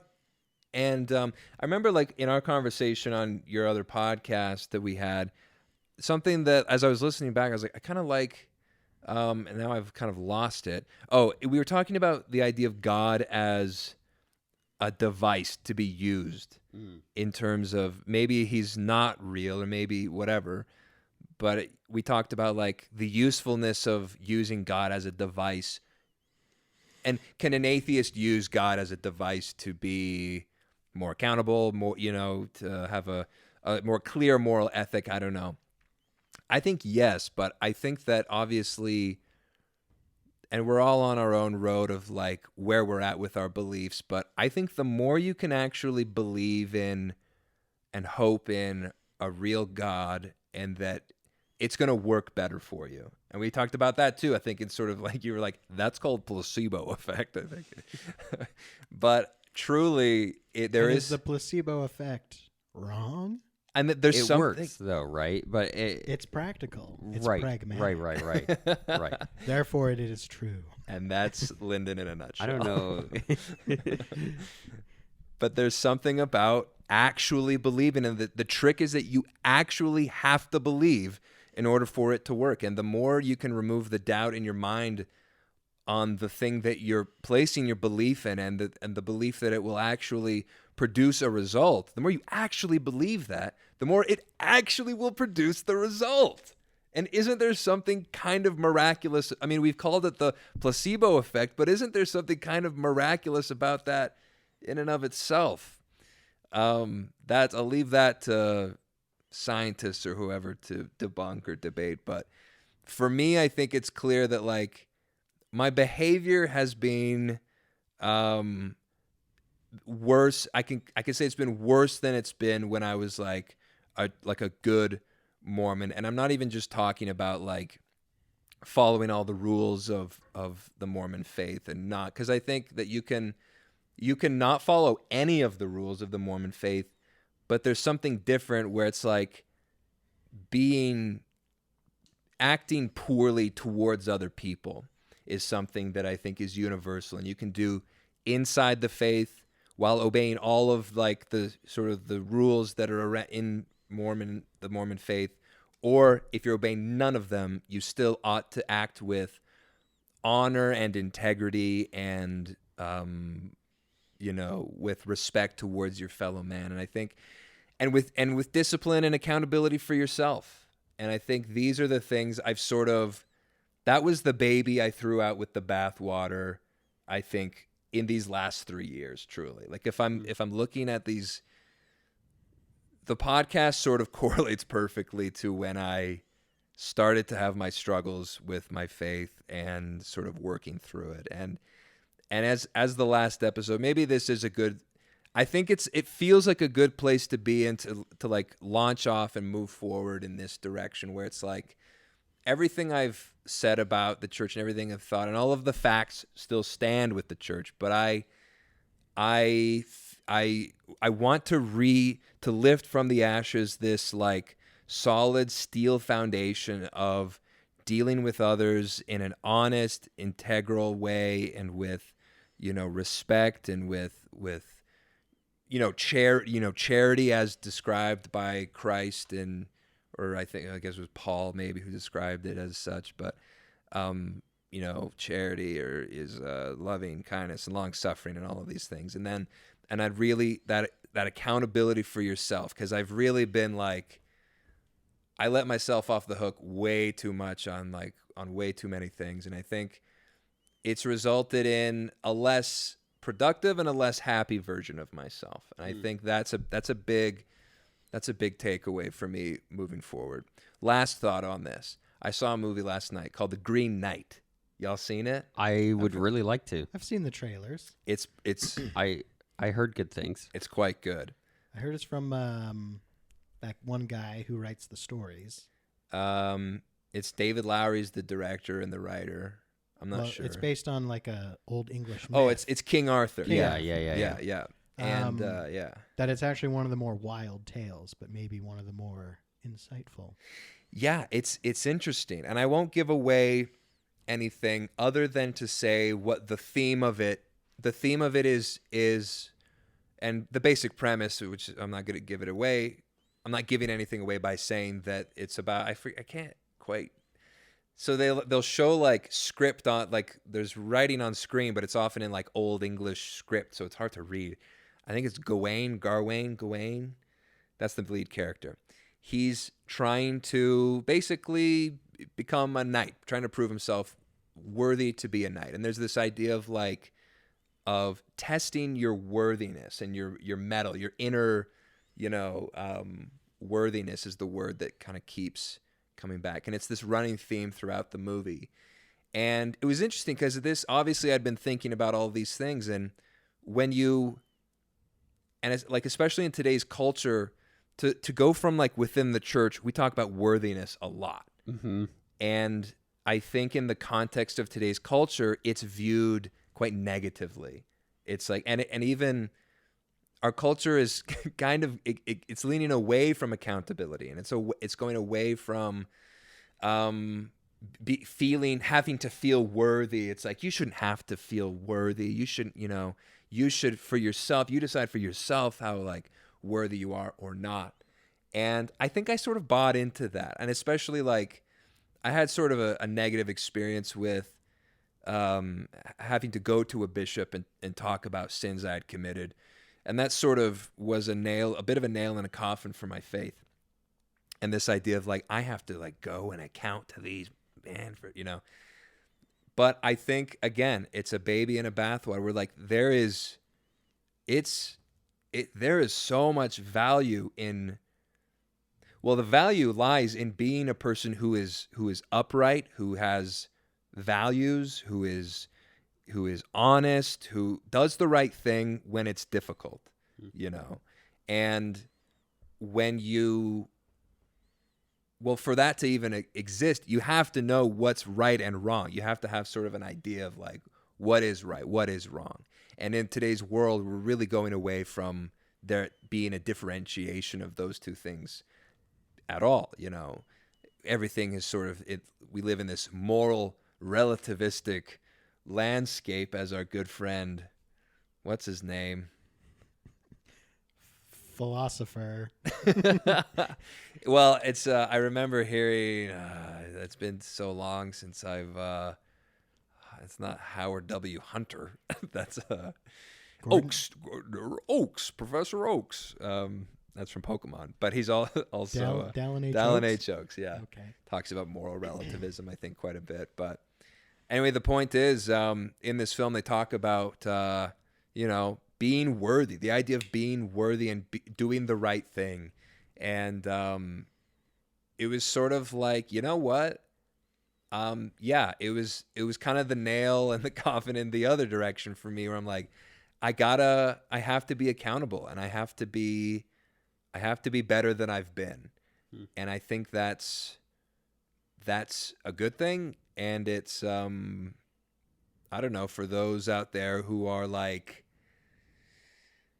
struggling with that idea, I think it's okay to acknowledge that, like, I need to be better or something like that. And it doesn't have to be this like monolithic organization dictating terms to me. And I think when it's done the best, I think it's coming from within, and it's like the structure of your moral ethics inside of yourself is strong and firm and built on a firm foundation. And that can be God, I guess, or it can be, if you're an atheist, it can be whatever atheists put their moral.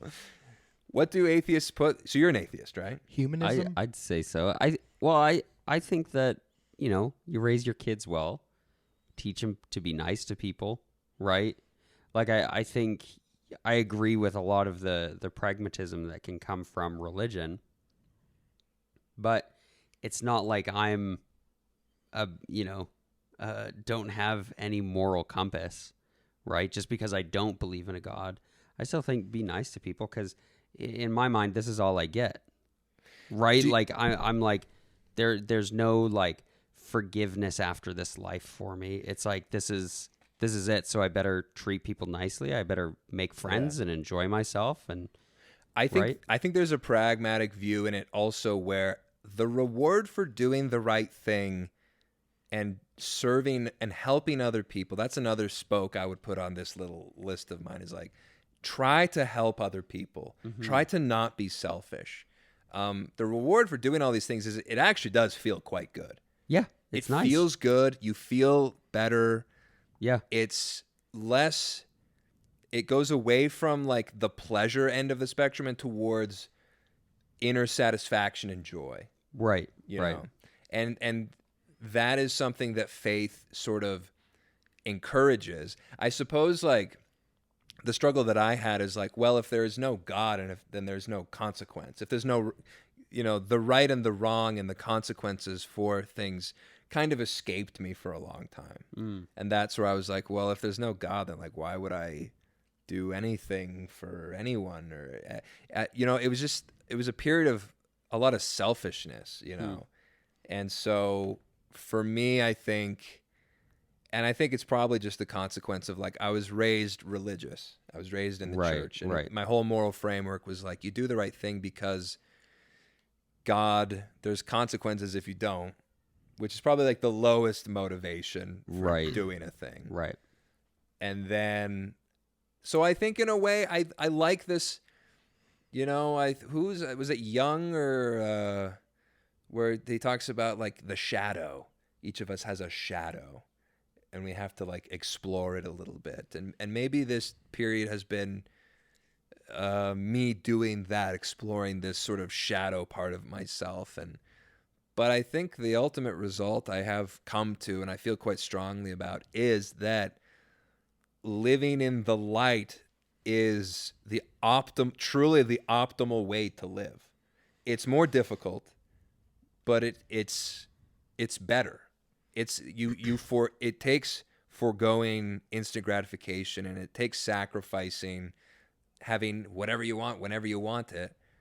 But the result is that you are more like full, your heart and your soul, whatever you want to call it, more of a sense of self-contentment and satisfaction in sort of a macro kind of a way, which I remember feeling as a missionary, and I haven't felt it for a while now as a I don't know, just sort of a wandering in the wilderness sort of state of mind. Yeah, it makes me think of the golden circle, what you've been describing. I know typically it's like what, how, why, but it's making me think where the very superficial circle is kind of like be a good member of the Church of Jesus Christ of Latter-day Saints. Yeah. A little deeper than that is like be a disciple of Jesus Christ. Mm-hmm. And then even deeper than that is just like be a person of high character. Yeah. And so it's like people, because like I said, there's lots of good people who aren't members of the church. But if you just do the superficial, be like, I'm going to be a good member of the Church of Jesus Christ of Latter-day Saints, there's a good chance that you end up hitting those deeper things too, just as a byproduct of how it's set up. But then maybe, you go a little deeper and you're like, well, I'm going to be a good disciple of Jesus Christ. And then you start maybe getting into some different sort of attributes or values. And even then it's still like framed in that Christian kind of viewpoint. But even then that probably will make you a better person. And then finally it's like you could hit all the circles. You could just be a person of high character with all these great human universal attributes. And by doing that, you will probably actually be a good disciple of Jesus Christ. Yeah. Even someone that lives somewhere else in a different time period in another part of the world, doesn't even know about Christianity, if they're living a life of high character, of things like sacrifice and love and charity and looking out for others, they're kind of like inadvertently being a disciple of Jesus Christ because they've gone to that deeper level. But people who are just being like, I'm just going to be a good member of the church, they might miss out on it. They might not have high character. Yeah. They miss the point. Yeah. And I wonder if Christ himself and God himself are like the rock that they're built upon are these just bedrock, like the nature of the universe we live in is such that actually no, it's interesting because it's like the natural world is built upon like sort of brutality and savagery, and the strongest wins everything, right? And as human, the thing that does separate us from the animals is kindness, compassion. And I know that like dogs have this or whatever, but we just personify that onto them. And also, what about humpback whales? Not people. They don't have souls. That's a lie. But like dogs were sort of evolutionarily kind of came up with humans, so I think they, it served them well to adopt some human traits, right? Yeah. But I guess the idea here is that like the foundation of Christianity is like, it's like the Christ-like attributes section of Preach My Gospel. And in Chapter 6, baby. Chapter 6, it's like all of these attributes, these things that we've been talking about, these are the things that I think, here's the thing, like, this is what you should be, and this is what the gospel of Christ points you to at the end of the day.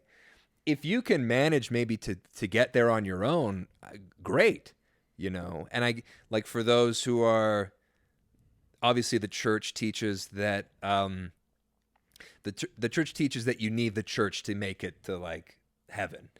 But say you're living everything, you're like a perfectly fine person on your own, and you're living, and to even look at it from more, because we're talking like in the context of like salvation, it's like you need the covenants, and you need to like enter the covenants with the deity to get to the thing. Yeah. President Nelson's current thing is staying on the covenant path. Yeah, and it's more about that covenant relationship than it is about being a perfect person. And that's very useful, because none of us are perfect, and none of us can be this perfect person. But obviously, from a humanistic standpoint, we want to, it's good to be a worthy knight. You know, that ought to be our goal. If we want to be a knight, we have to be worthy. And to be worthy, we actually have to do the right thing without, it has to be sort of ingrained in us to do the right thing when no one is watching, when it is difficult. That's sort of that's the nature of being a knight and being a good person, being just like a worthy, upright person. And so I suppose it's a little, it's like be a good person, absolutely sure. And I guess on the other side, it's like, okay, but salvation in the context of Christianity depends on a covenant relationship and trying to do your best. Sure, great. And there is some overlap. So that's an interesting sort of differentiation between like salvation as most of Christianity sees it, and the Mormon church in particular. There's covenant relationships that will lead to the ultimate thing that you want. And truly being a good person is part of it, but it's not the most important part of it. Whereas being a good person for the atheist humanist, maybe that's the goal. That is the end goal. And maybe there's something kind of noble about that, you know, where maybe Christians will, maybe Christians let themselves off the hook too much, you know? I mean, I'm sure atheists do too, but maybe there is something about like, I need to be a worthy person just for the sake of being a worthy person. And I don't know. Anyway, that's where I'm at. That's where I want to go. That's my big long rant. Thanks for listening. That's my TED Talk. It all just comes back to the monomyth. The monomyth. You got to be. You were all on the hero's journey. The hero's journey. Yeah. You can't deny the call to action. You got to dip down, do the hard things. Yeah. Gain the skills. It all comes full circle. You bring it back to your community. You guys should watch The Green Knight, and then I'd love to. That should be like the first podcast episode of the next whatever we do. Is talking about that. Life lessons from cinema. Yeah, I kind of like as I was ranting about this, I thought like, wouldn't this be kind of an interesting like to be Don't you have something to do with knights?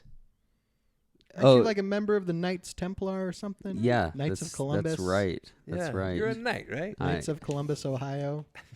Columbus. That's you, right? Yeah. Absolutely, that's me. You started that, right? Protecting the national treasure. Yeah. And yep. I swear you have something knights. Yeah. Well, I have the website knightworthy.com. That was my website.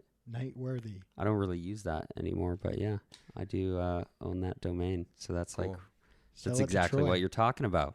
Do you want to buy it? Kind of. All right. Let's start a Knightworthy clothing line. Yeah. I kind of like I like Worthy Knight better though. Okay. Well, I just got to say, speaking of clothing, I have been thinking that I might want to like study fashion so that I can design my own clothes. College. Do they have a program? Oh, they only have 2 programs there. It's like horticulture or fashion. I love it. I'll do the fashion. I have been thinking farming or fashion. I want to design my own clothes. You know? Like design and make my own clothes. We might hire you onto our Worthy Night clothing line. I love it.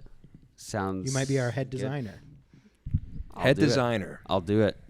That's quite the office. All you do is design heads. Yes. Headwear. Headwear. Yeah. I have been thinking about Then you hats. can become the foot designer. I do. I have been running a profitable hat business for the last couple months. I must say. Really? Yeah. Nice. I mean, I bought them years ago, and then the pandemic. Anyway, I finally sold them. I've made a profit. I made a 25% profit on $360, something like that. So we're Very nice. Should have put that in the stock market. Damn it. Been some mad returns there. Yeah, that's true. Oh yeah, we can start a day trading podcast. That would be boring. We're like, these are all the stocks All I'm right. watching today. Yeah. Oh no, I've lost all my money. That could be funny. That's hilarious. It's a podcast about all of our terrible trades and all the money we lose. How bad we are at trading. Yeah. How we shouldn't be doing this at all. Okay, maybe not that one. So have we are you going to use, we could use some of that in your talk? Oh yeah. Yeah, okay. I was trying to mentally cement it in how Yeah. I'm going to work it in, but work in the golden circle, home-centered, church-supported, so that you golden get circle. get into that circle. I like that Right. golden circle idea. Yeah. Yeah, good stuff. Maybe some Jordan Peterson quotes. I haven't quoted Jordan Peterson in Sacrament. I should probably try that. Yeah, try it Yeah. out. That'll be a huge hit. He's got some good quotes about like believing in God for pragmatic reasons. I don't know. Right. Yeah. I'll try and maybe I'll just like make them up and say it was like Howard W. Hunter. I don't know. You could do that. Did I tell you guys about my last talk I ever gave in church? Let's hear it. Okay, so it was a Sunday because that's when church tends to happen. Yeah. And Unless you're a Seventh-day Adventist. unless you're a Seventh-day Adventist, Our sister church. right?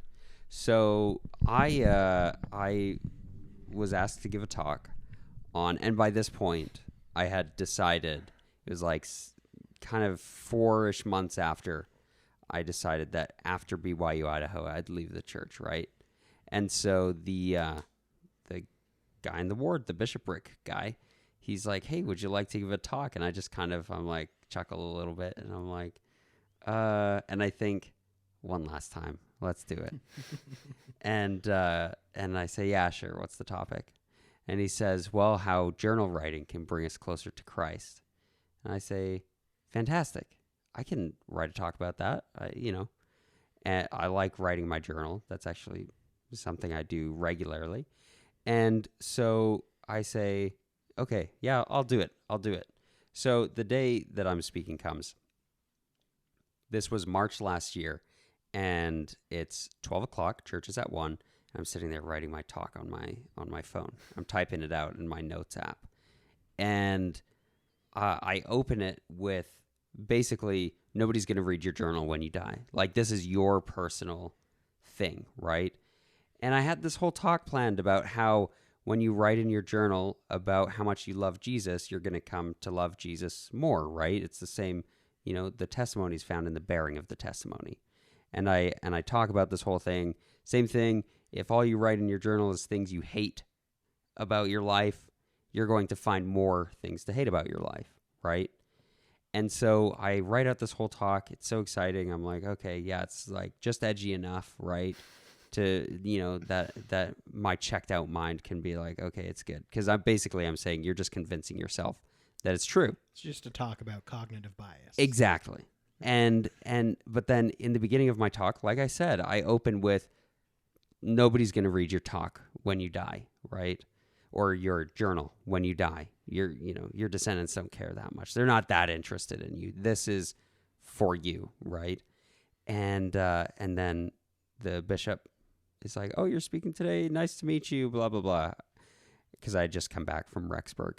And then he says, "Oh, make sure you leave some time after your talk because the temple president's here and he'll want to speak," right? Oh, I'm like, boy. "Oh." Here we go. I'm like dumping on family history a little bit. I love family history. I'm actually working on a big family history project with one of my aunts right now. But So I was like, oh, okay. So I think I'll put in a disclaimer that like I would read my ancestors' journals if they left them. So I'm like, okay, temple president's here. And I kind of dump on family history for a moment at the beginning. I'm like, okay, but I'll go along with it. Then the speaker before me gets up and she says, I'm not even kidding, the first words out of her mouth, I love how every single week my family and I get together and read my great-grandfather's journals. And she says how much she loves doing this and how it helps bring her closer to Christ and everything. And I'm thinking, what? I can't get up and just be like what she said. I can't talk like, now. Yeah. So what I did. You're going to have to do a little rewrite, I think. I did a huge rewrite. I Googled LDS General Conference talk, journal writing, good Jesus. Good Jesus. And then I picked, it was like a Benson talk. And I get up and I go and I deliver this whole Ezra Taft Benson talk.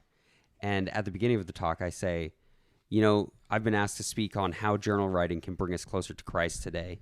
So, President Benson had some amazing insights on how we can bring ourselves closer to Christ. So I'll be drawing a lot on his words today. And I say, he said, quote, and I read the whole talk. And then at the end, I said, close quote, in the name of Jesus Christ, amen. And one of my friends was watching and he figured out what I did because I told him about the content of my talk. And he's like, this is not Alex's talk. And he looks it up in the gospel library and he just read along, just laughing because word for word, I just read this general conference talk. And then afterwards, everybody came up to me and they're like, wow, what an amazing talk. I loved your talk. And I'm like, thank you. Plagiarism. I've seen people do that before. They just read a talk. I said quote. Why couldn't you use your original talk? Well, and just change the first line to be like, hey, journal writing's good. Your ancestors might even read it, and then go on. And I should have. I think there was a part of me that was like, oh, this is my way out from like giving this, potentially inappropriate. Talk. There was a little bit of snark in it. Nobody knew where I was at testimony wise though, so I would have gotten away with it, right? Maybe a few still ladies had a little in the bit word. of the light of Christ in you. Right. And now it's snuffed out. So no. Yeah. But it was I kind of wish I would have given it. That would have been great. But yeah, no. Too so bad. your advice to me is to not chicken out and read a general conference talk about come follow me. Yeah. But to give that hard hitting, I'll be like, let me tell you about a friend of mine. Yeah. This is what home-centered, church-supported means to him. Right. Yeah. Yeah, and then play this. Yeah. Quote. Just on my phone. Yeah. A 4-hour podcast. And all the way from the well, at beginning. least I'll cut to where you're like, if this is the last episode, let me get into it. And I'll just be like... And then your arm gets tired and you're sort of... I grab some hymn books. You do the deacons. People when aren't the listening. Deacons are holding the mic. They're watching you like try to like not be tired. People come. They do the Moses thing where they like hold his arm. They come to support. Yeah. And that's been in every single elders quorum, lesson since the dawn of time. I've never heard that in my life. Are you serious? Me neither. Every actually, single. Oh, I've heard that so many times. That must be an Unworthy Park thing. Support. I've never been in. Oh, not ever. Yeah, I was in Unworthy Park. Yeah. I was. What's the one I haven't been in? You're in Pritis? You were never Brentwood. You I was in came and visited Pritis a few Valley, times? which was Spruce Meadows, and then I was in Edworthy, and that was my whole career. Your whole career. Yeah. My YSA career. Should I go to mid singles? I think that's where I might go. I'll come with you to mid singles. Would you go with me? Maybe just to see what it's like. I'm just curious. I do You'd have be a like, roommate. Hey, everyone, this is my apostate friend. Apostate. I'm gonna the get apostate, this guy's yeah. a non-member. I'm gonna get him baptized. Yeah. Yeah. Well, rebaptized. I do have a roommate who's Protestant, he was Mormon What? for like a year and a half, and then he went back to Protestantism. So he went back to it. So it's not Yeah. like he went. It's like, why would you ever leave this church for another one? church. Yeah, no, yeah. Unless he's a going pretty back. girl was like in tight, it's like you have to be a. Would you ever if someone that you liked was a member of like some other church, would you do it? Only if she was as cute as Lyndon. No, I wouldn't do it. That's not. No. Yeah, I wouldn't do it. I wouldn't. No, Some no. woman looked just like Lyndon. Because it's like, I guess your sister though, she looks quite a bit like you. Which true. sister? I forget her I name. have 3 of them. is she like a cute boy looks like you, or like No, she looks like a she's cute girl? but she looks like you. Which one is that? The one closest to The my youngest age? sister. Oh, Caitlin. Caitlin, yeah. She looks like you. She's definitely your sister. But if we put a wig on your head, I wouldn't want to, date you. So that's what I'm saying. Or would I? Yeah, it's true. I think when Snapchat, they probably still have it, that filter that turns you into a lady. Oh yeah, I was just like, yeah, I looked like Caitlin. I'd It probably turned me be a into cute Caitlin. girl. I think I could be a cute girl. Sure. Yeah. Yeah, You'd yeah. be hot. Yeah. yeah. Thank you. Hot enough to switch religions for? I that the think. question? I think. Tons Well, it's of like, guys, could you do the Protestant thing? That's the big question. Well, it's probably No. easy. It's probably like, show she's up? like, and if you could just come to church with me like twice a month. I think it would be insufferable though. That would be my problem. it's Just the way that these Protestant churches operate and just their style and everything. I just don't know. well, if and I mean, could it do depends on the church though. There's so many different Yeah, that's right True. That's true. parishes. Then how about a and- nice little Catholic girl comes your way? I think I like sort of the rigid structure of Catholicism. It's close to our rigid structure as well. So my extended family, well, my great aunt would love it if I became Turn- Catholic. I'm sure. turned Kathy. Yeah. Yeah. I like Catholics though. I mean, grew up Yeah. going to Catholic mass 4 times a year or whatever. So I like how they kind of don't care about it at all. That's my a favorite part. lot of them. Or they care about it a lot. My family's the a lot part. Like they're Michael. they're like every Sunday choir singing CWL Catholics. Saturday mass. Yeah. Yeah, I've always said, hey, it's either us or the Catholics. Am I right? No. Buddhists. Buddhists. I'll put them in third. Maybe Hindu. I don't know. Maybe Jainism. What else do we need to discuss today? The end of an era. I know that's the thing. Like we gotta what are your top episodes? Whoa, what are your top episodes? The ones have that some got favorites? deleted. That one is that number one? Deleted app was pretty good. I like the one where we count down the 100 best talks of all time, or the best speakers. that was like the midnight episode after Apocalypse. Oh, is Now. it? yeah. Yeah, I think that was honestly my favorite. We're like top 100. yeah. We wanted to do lists like Jake and Amir. Yeah. And I thought the result was so good. No, was that a different one? Maybe not. It was no. That was that one. I don't know. I It was like a personal favorite. We were having such a good time. Yeah, it's a I- personal favorite. I don't know Right. if people. I've never liked it heard in anyone particular. be like, "Oh, I really loved your post-apocalypse now." Your slap happy episode. Where it's like, let's start recording at 1 a.m. Should I list what the most recorded or listened to episodes are? Yeah. Okay.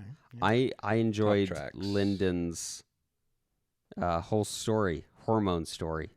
Oh, the health episode. Yeah. And then we're like, please donate to us. Yeah. yeah. And nobody yeah. donated. Yeah, and then I had an intervention. My family's like, please do not ask strangers for help paying for your medication. Please just ask us. Don't ask strangers on the podcast. It's I an love your experiment. family. Can I come to like a family dinner sometime? Yeah, sure. I just want to talk to your mom again and apologize again for the bad audio quality of your episode of My Wax Museum we did. Yeah. I still feel bad about that. I still feel bad about it. I told such good stories. I Could I talk tried about spinning the lamb? spinning in my the dead sacrament lamb. talk? Yeah. Talk about that. Sometimes you just gotta spin that dead lamb. Yeah.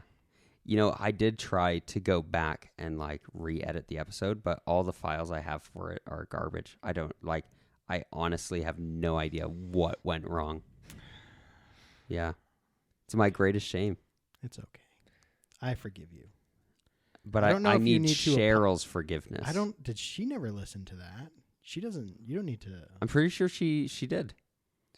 She like confronted me at church about it. You've met her? Yeah. She came to Brentwood Ward once. And you were like, why the heck is my son's episode? Yeah. She's like, what did you I'm do? used to a certain Mission Story standard of audio quality. Yeah. And you missed the mark. Yeah. I did not know that. I'm pretty ashamed and embarrassed. I don't know if she said it to me directly or if it was you who like passed it on. I have no memory of her ever listening to that or complaining about it, but I listened to it and I complained. Yeah. I still am sad about it. The important thing, didn't Troy's episode eventually surpass mine for listens? I don't know. Did it? I don't know. That was the only thing that I wanted. Probably because I kept listening to it. You're like, again. Another day. I just love myself. Let's okay, so it looks like the highest listened to episode I think is where'd it go? Top 10. Oh, that's 248. I think it must be then. I thought it was 240. I thought it was 284, but it was 248. It was Guns with Theo Gibb. That's the most listened to. No, the most is our very first episode, 277. Right. That's unfortunate. It's not a lot. But honestly, there's a lot of like recent ones, like Four Horsemen with Caleb and Jeremy. That's got 188, and that's like a couple weeks, So, here's the sad thing: we were sort of like on the climb again with listens and everything. But hey, it is what it is. Hey, what about this? What if we just like change this feed? So it's like the feed all stays the same, but we just change the name of the thing. You could do It's that. like a new season, right? Yeah. Wasn't that our plan all along? I think it was. But now maybe is the actual time to do that. And I then thought the tithing episode was like number 1. ooh, maybe Because that one my 100. siblings listen to that. My siblings like hate this podcast. They hate the fact that I have like a Why? Latter-day Saint-centric podcast. Oh, that's the reason why they don't Is it like really Latter-day Saint centric though? It works its way in. It comes up quite a bit, I'd say. Everyone knows what we're about here. Let's like you see. said, you're like, is it? Because I just wanted to talk about Star Wars, and we haven't. It's Yeah, like, sorry. I literally Oh, requested. 280. Yeah, that's the highest. 285. $100 billion, that episode. 285. That's a good SEO. Yeah, That's probably why it's got so many listens. Search engine optimization. Yeah, that's right. $100 billion. Everybody Should was we, like, what is the deal? Should we talk about Star Wars then? Yeah. Bad Batch, baby. I think we should have a Star Wars podcast, like whatever we do going forward. I think we should have like a thing that's kind of a dedicated Star Wars thing. Why not? I think it's a good idea. You should, yeah. I mean, what if I told you that you're a frenemy of the show and I have a Star Wars podcast? Oh, do you? Yeah, we're doing letters to Star Wars. We're just doing one episode per the major movies. Okay, yeah. That's it. Just 11. You're just going to do 11 shows? Yeah. And then, Okay. but in September we're starting, I promise the Clone Wars is awesome because I convinced him to watch it under the condition that we do it as a podcast. And the whole way I'm trying to convince him that the Clone Wars is awesome. It It's gets gonna awesome. take like 4 seasons. Yeah. to Well, so convince them. that's why we're watching specific arcs at a time. We have like a different no. order. I cut out like a bunch of the episodes. Oh yeah, yeah. That's not, you're not doing Yeah. it Just right. cherry You know what? picking? You know what? You're cherry Send picking. send your feedback into the show. Here's will. my feedback right now. will. You're doing it all wrong. Here it is now. Send it straight to your email in your ears. I don't like it. You, Every app. you can Make you can him watch listen in. every You can episode. listen It's a in. kid's show. He can watch with his kids. He said his kids aren't into it. We'll make them get into it. You hear me? Well, That's what kids are for. Obedience. You teach them obedience, and then they do what you say. But yeah, that's the show I want to invite you guys on to Hell yeah. talk about I'll do one it. of the arcs Which arc? with us. I don't know. You don't know yet. Yeah, well, Sign I me mean, up for all I can the- send you the list. Sign me up for all of George Lucas's favorite arcs, which I'm sure you know are The droids. the droids. The ones with the droids. I mean, I want to talk about Savage Savage Opress. Opress. Yeah. Brother. Savage Opress. That was a great arc. Anything Yeah. with Maul, Darth Yeah. Maul is great. Hey, So good. just Maul now. Just Just Maul. Okay. After he gets cut in half, he's no longer. He's He's just Maul. Or He's not a Darth. given Old up on the Master. Sith. Call me Old Master. Kenobi. Yeah. Yeah. It's good. It's a good show. It gets very good. Yeah. And then I mean it's the best. I mean, all the love to Hayden Christensen, but it's the best version of Matt Lanter. Anakin Yeah. Skywalker they redeemed Anakin Skywalker fully and completely. And I you know what I would love? I think there's even some petition going out where they want to like redo all of the movies, but in the the prequel movies, but in like animated format. Yeah. That's Yeah. kind of rude. It's But, rude, okay, but like here's you'd watch it. Here's right? my Star Wars thing. I think Star Wars has some of the worst scripts ever, like, period. It's not even a George Lucas thing. It's just the dialogue and story in Star Wars is garbage. It has some of the best visuals. It does have the best visuals. Great acting, like music is best phenomenal. best like, music. it has best everything. But then for some reason, Star Wars dialogue doesn't matter what is it, Well, what it's in. compared The to what? Mandalorian, garbage. No, it's not garbage. No, the Mandalorian compared is to not what? garbage, but the dialogue in the Mandalorian. I think it's not garbage. You know, no. Why is When it they garbage? go in, so in season 2, when he's like, "Hey, I'm putting together a team.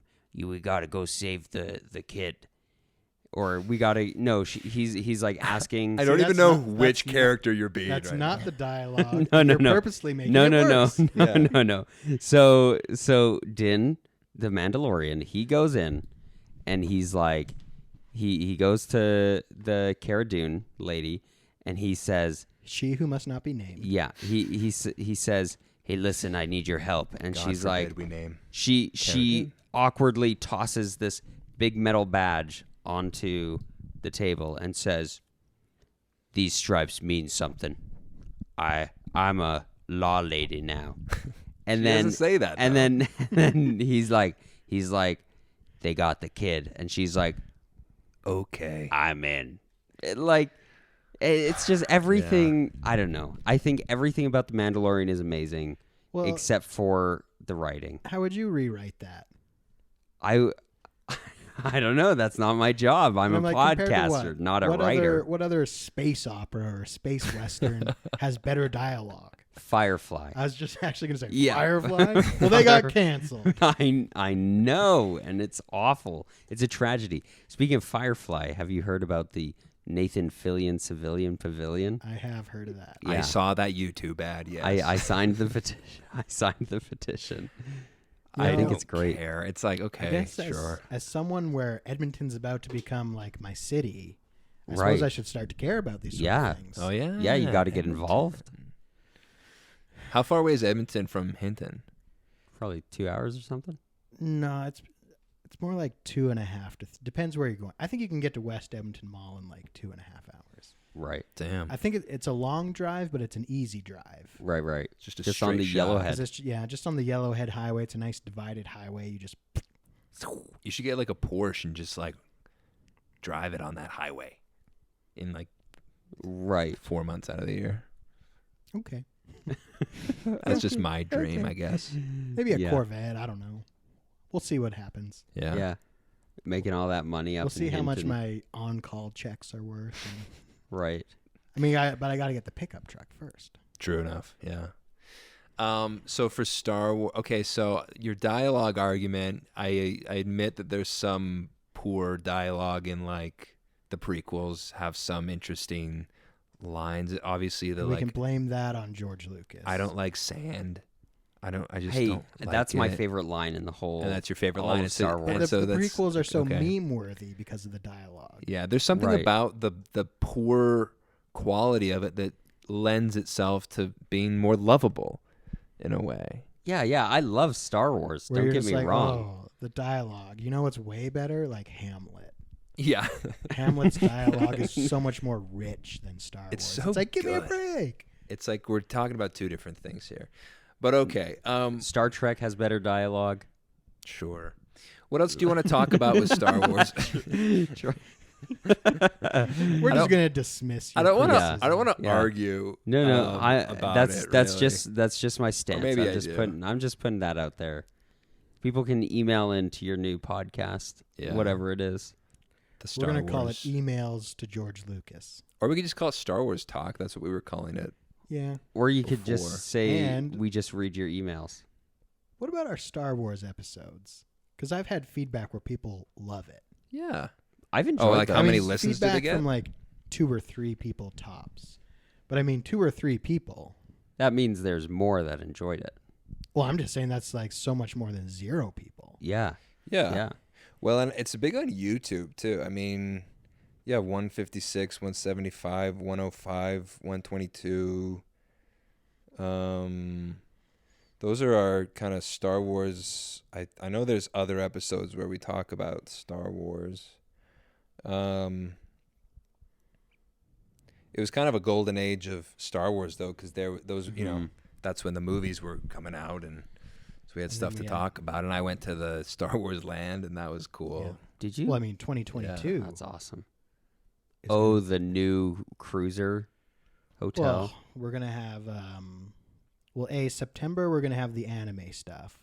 Which I'm stoked for. And I'm not a big anime fan, but I'm thinking this could be my gateway drug Yeah. into anime. Oh, dude, anime's sick. Yeah. Because I've heard, like Dragon Ball Z. I think I've heard like guys give like talks in Sacrament It's so good. about Dragon Ball Z because it's basically another hero's journey. I don't know. Goku is like the Christ, savior. yeah. He's like a Christ figure. Yeah. So there's that. He even says, like, when he's fighting Frieza, he's like, I am the light of the world. I think he literally says, I'm the light of the world. I'm the hope of all mankind. He says all this stuff. And it's kind of like this great moment. And all these anime nerds are like, oh, but really what's happening is like the spiritual side of them is awakening and they're feeling the light of Christ. Oh no. I don't know. But it's yeah, I've been watching Dragon Ball Z recently. I think I mentioned that before. But anyway, back to Star Wars. So I think we should. That's coming out next month. Okay. An anime? What's this? I don't know what you're talking about. It's Star Wars Visions. Visions. Yeah, they've Oh. got different studios doing these one-off stories Very cool. that can happen anywhere in the Star Wars timeline with any characters. That's what we need. Like, Moving forward, that's what we need to get to. Is it like when? Because we've had our own discussions about like, Finn, the Finn story. Oh yeah, we pitched a great show. That would be a great show. Mhm. What was it? Finn and Poe, just sort of like it's Finn becoming a Jedi, basically. Yeah. His journey to being a Jedi. I think that'd be Poe's awesome. there. I'd love to see that. BB-8's there, of course. BB-8's course. there, yeah, The Porg's probably there. sure. Yeah. that was my imitation of pork sound. That's mine. Very nice. Lyndon? Do you have one? I'm trying to even remember what a Porg sounds like.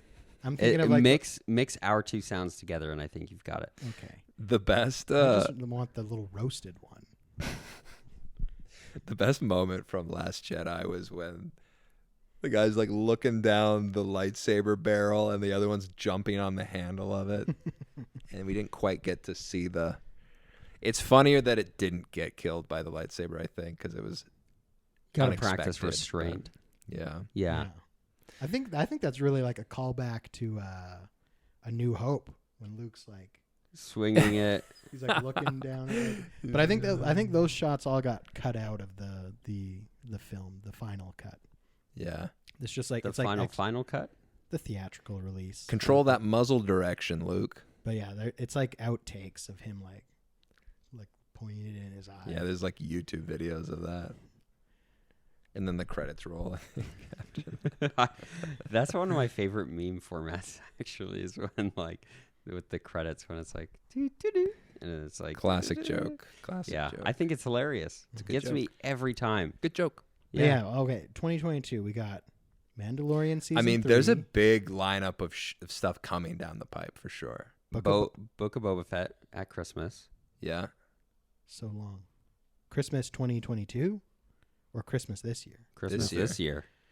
Right. Yeah. Because this year. Because Mandalorian. Because I know like they just wrapped up filming of the Book of Boba Fett. So Mandalorian season 3 just started filming because they're on the same set. Mm-hmm. So okay. I think it's this year, yeah. Because they're probably now editing, and I'm sure. How hard can that be? Well, So of course they got VFX. They got editing goes a lot faster though with the volume, yeah. because they do the VFX as they're filming it.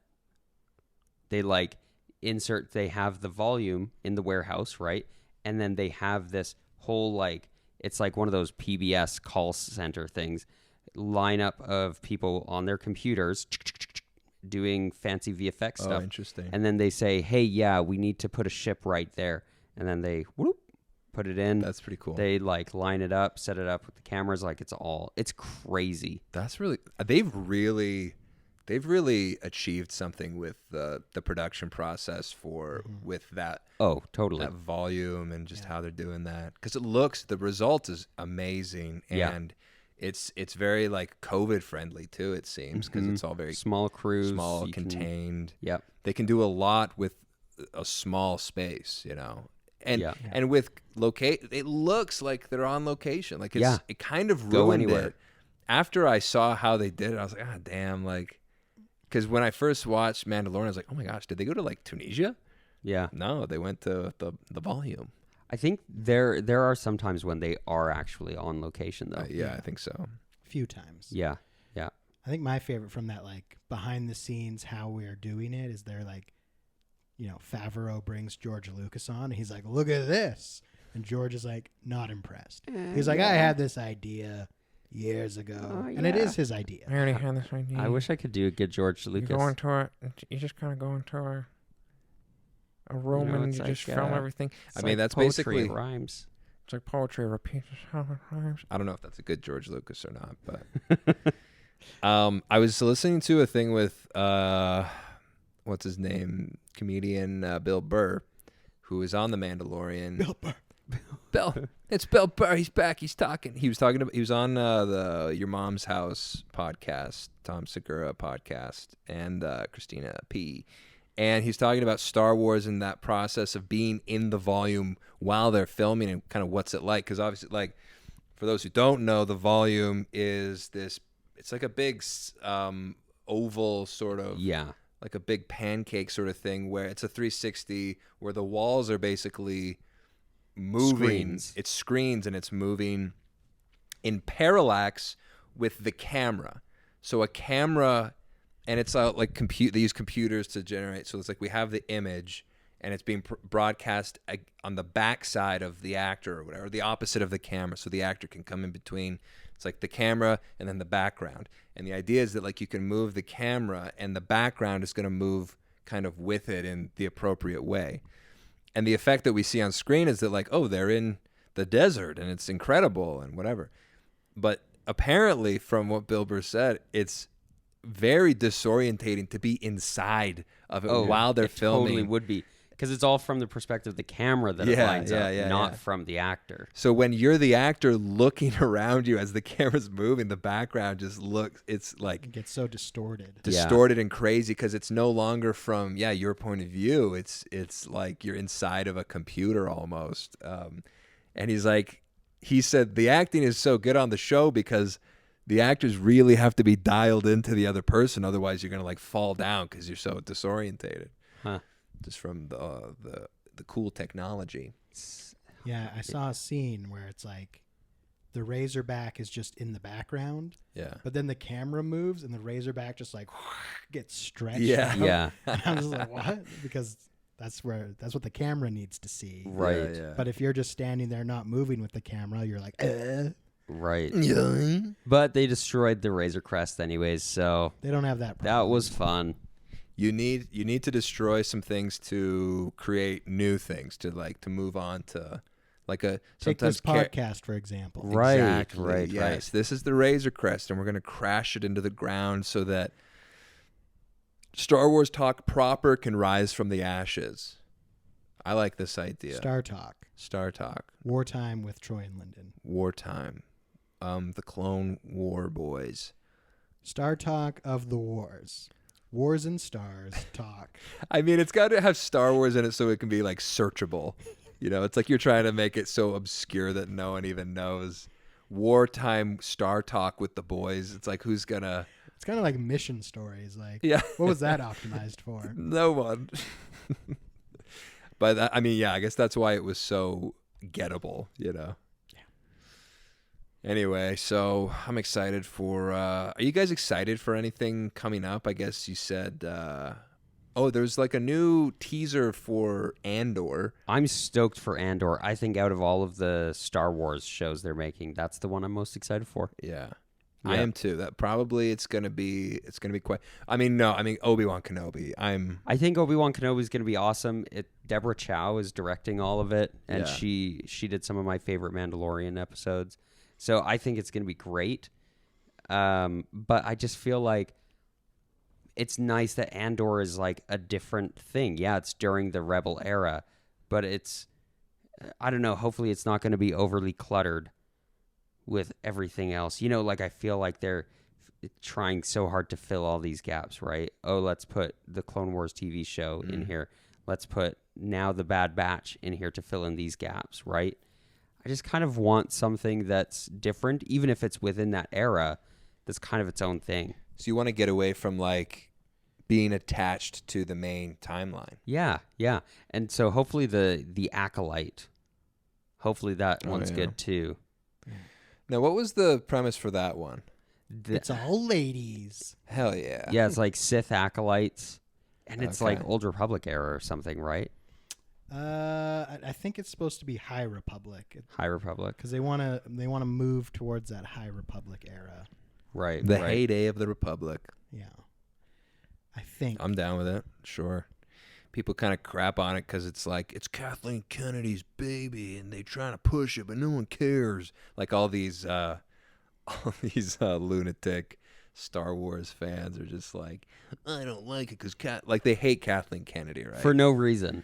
Hey, they have Right. reasons. Well, They're- I'm not okay. going to say they're like good reasons. Right. They have reasons. It's all based around like her trying to inject what they would call wokeness into Star Wars.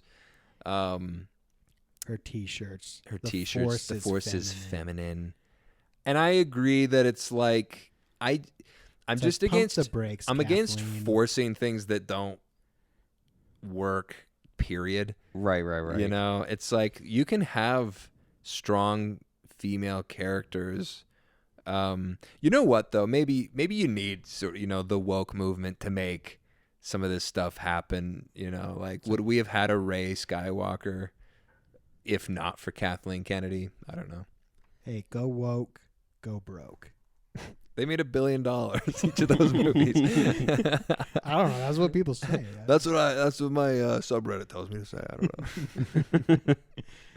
No, I don't. I so- really. I know. I It's mean, like- as someone who's a fan of the new Star Wars films, I don't have a beef with Kathleen Kennedy. I have a beef with like Ryan Johnson. That's who I got the beef with. But Well, even then, so this is my Yeah, and who hired Ryan Johnson? Kathleen Kennedy. this is my thing though. I think if Ryan made even a whole trilogy of Star Wars films, if he did that, Which he was slated to do. yeah, I think that trilogy could have been awesome. I think you're right. I think everybody who worked on that project did a great job.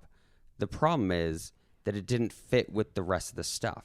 Give the guy his Yeah. own project that he can do within the Star Wars Exactly. universe instead of putting him in the middle of this trilogy that you didn't have a plan for in the beginning. Yeah, What is the point of the Lucasfilm story group if they're not making the stories? If they're just like, do whatever you want.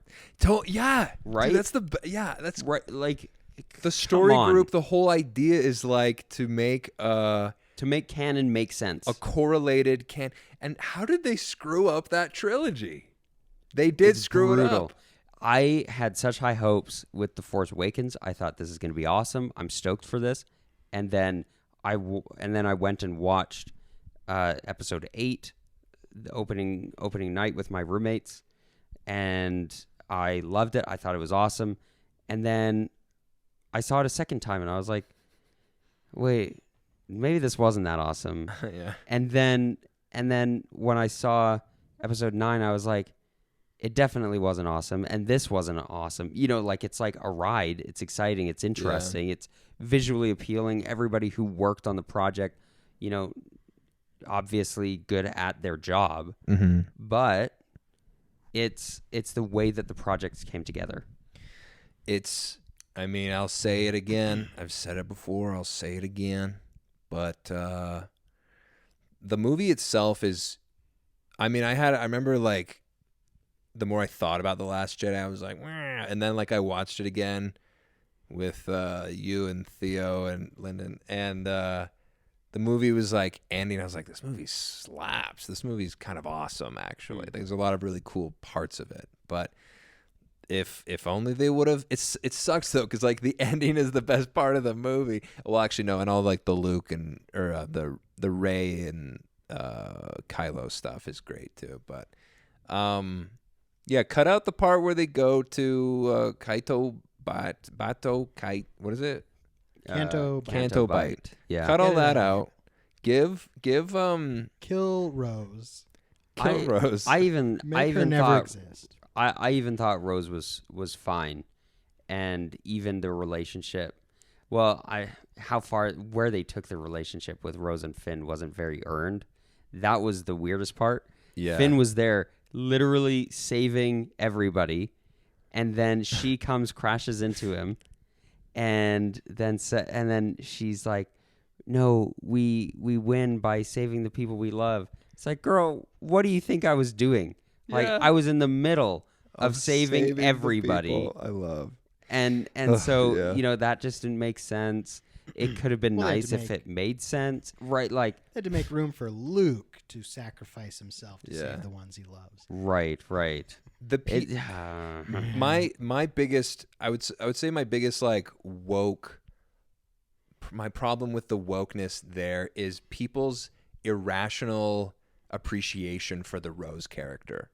I'm just like, like people love Rose for some reason, and I'm like, I think there's really nothing to love. Like, what does she do? They didn't I mean, use she her. gets They didn't completely use her at written all. out. It's the same that they did with Finn. They didn't use Finn at all.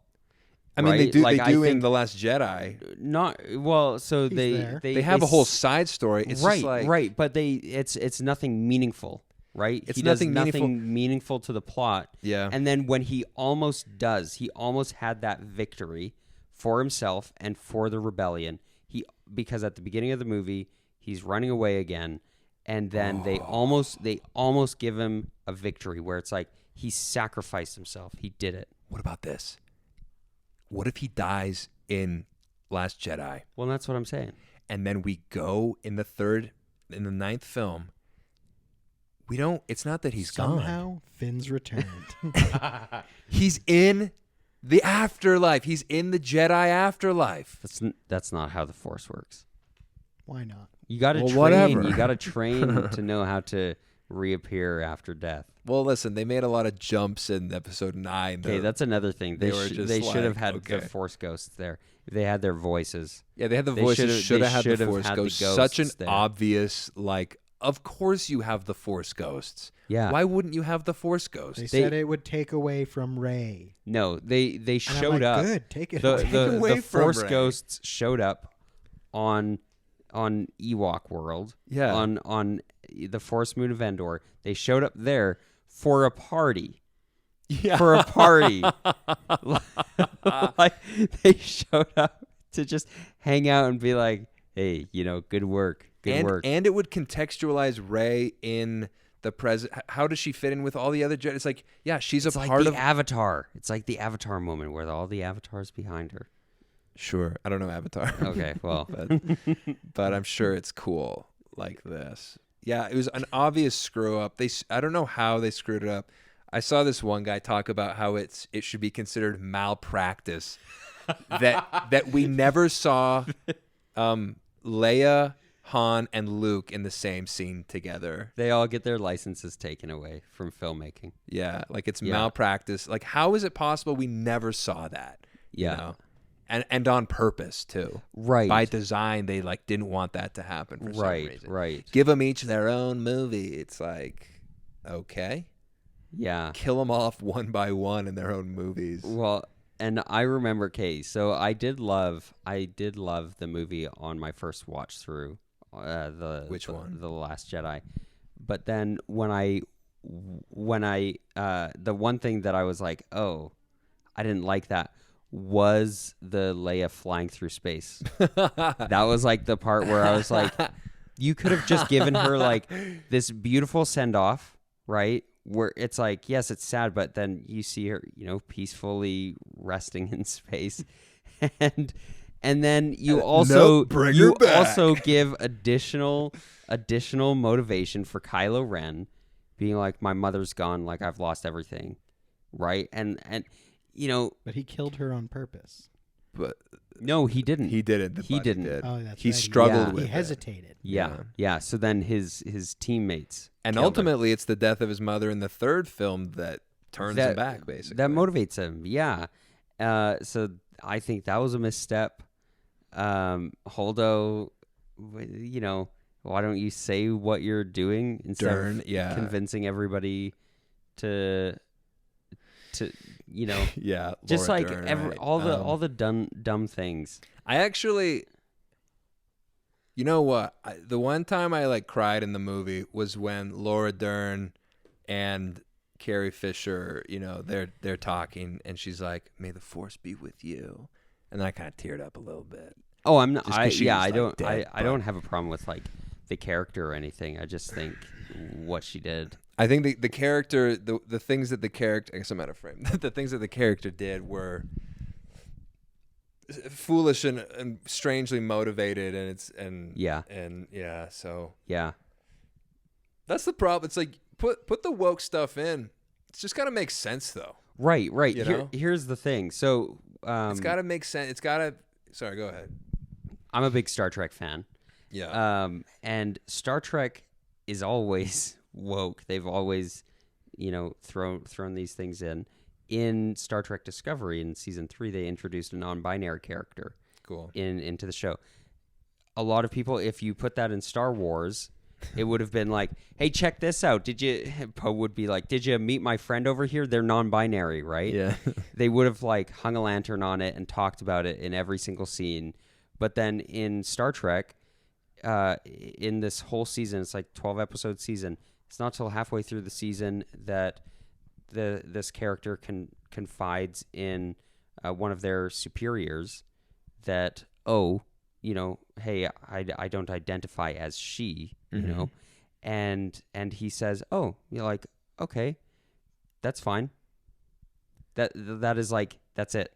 Yeah. That it's like mentioned, and then they're just a person for the whole rest of the show, right? Yeah. It's just something that you identify the character where it makes sense, right? Yeah. And then they're just, you treat them like a person. When you do this whole woke thing, I feel like you end up being like, hey, did you see how nice we were to X population? Look how good we are to black people and how nice we are to gay people.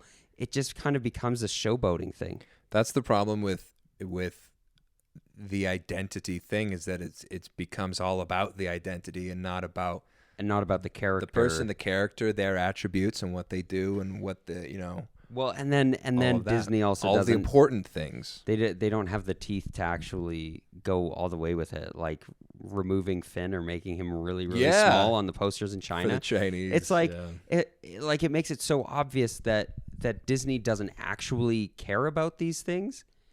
They're like, we got to make a buck. They're appeasing the two. It's like in China, they're appeasing the they don't like Finn, I guess. Make him, and I'll correct that. They did make him very small. That's what right. they He did. wasn't They totally didn't removed, but he him, was but- significantly smaller, like comically. to the point where there's a big hole in sort of the composition of the poster after he's been like shrunk. They didn't replace it with anything. It's like they walked by the intern doing the Photoshop for the poster, and they said, "Hey, so just can you do the Chinese version?" And the Already intern on it. like looks and it's like, "What?" And then they're like, "You know what I mean, right?" And they're like, "Oh, just outline Finn and shrink him." Okay, there we thanks. go. Done. That's it. Perfect. We'll send that off. It's so crazy. It's so crazy that that's just like so blatantly racist, and they just are like, yeah, we gotta make money. Right. know? And then they have the blink and you miss it lesbian scene so that they can be like, see, we love lesbians. And it's like, well, what are they gonna do? Like a 5-minute like lesbian makeout scene No, at the no. end of Star Wars? No, but They keep cutting back to it. They'll be like Chewie and Leia, yeah, or like I guess she's dead at that point, but like Chewie and someone else who's still alive, and then cut to the lesbians, and then back to someone, and then back to the lesbian. It's like great lesbians. We love it. No, I just think that, you know, they're woke for money, not because they care.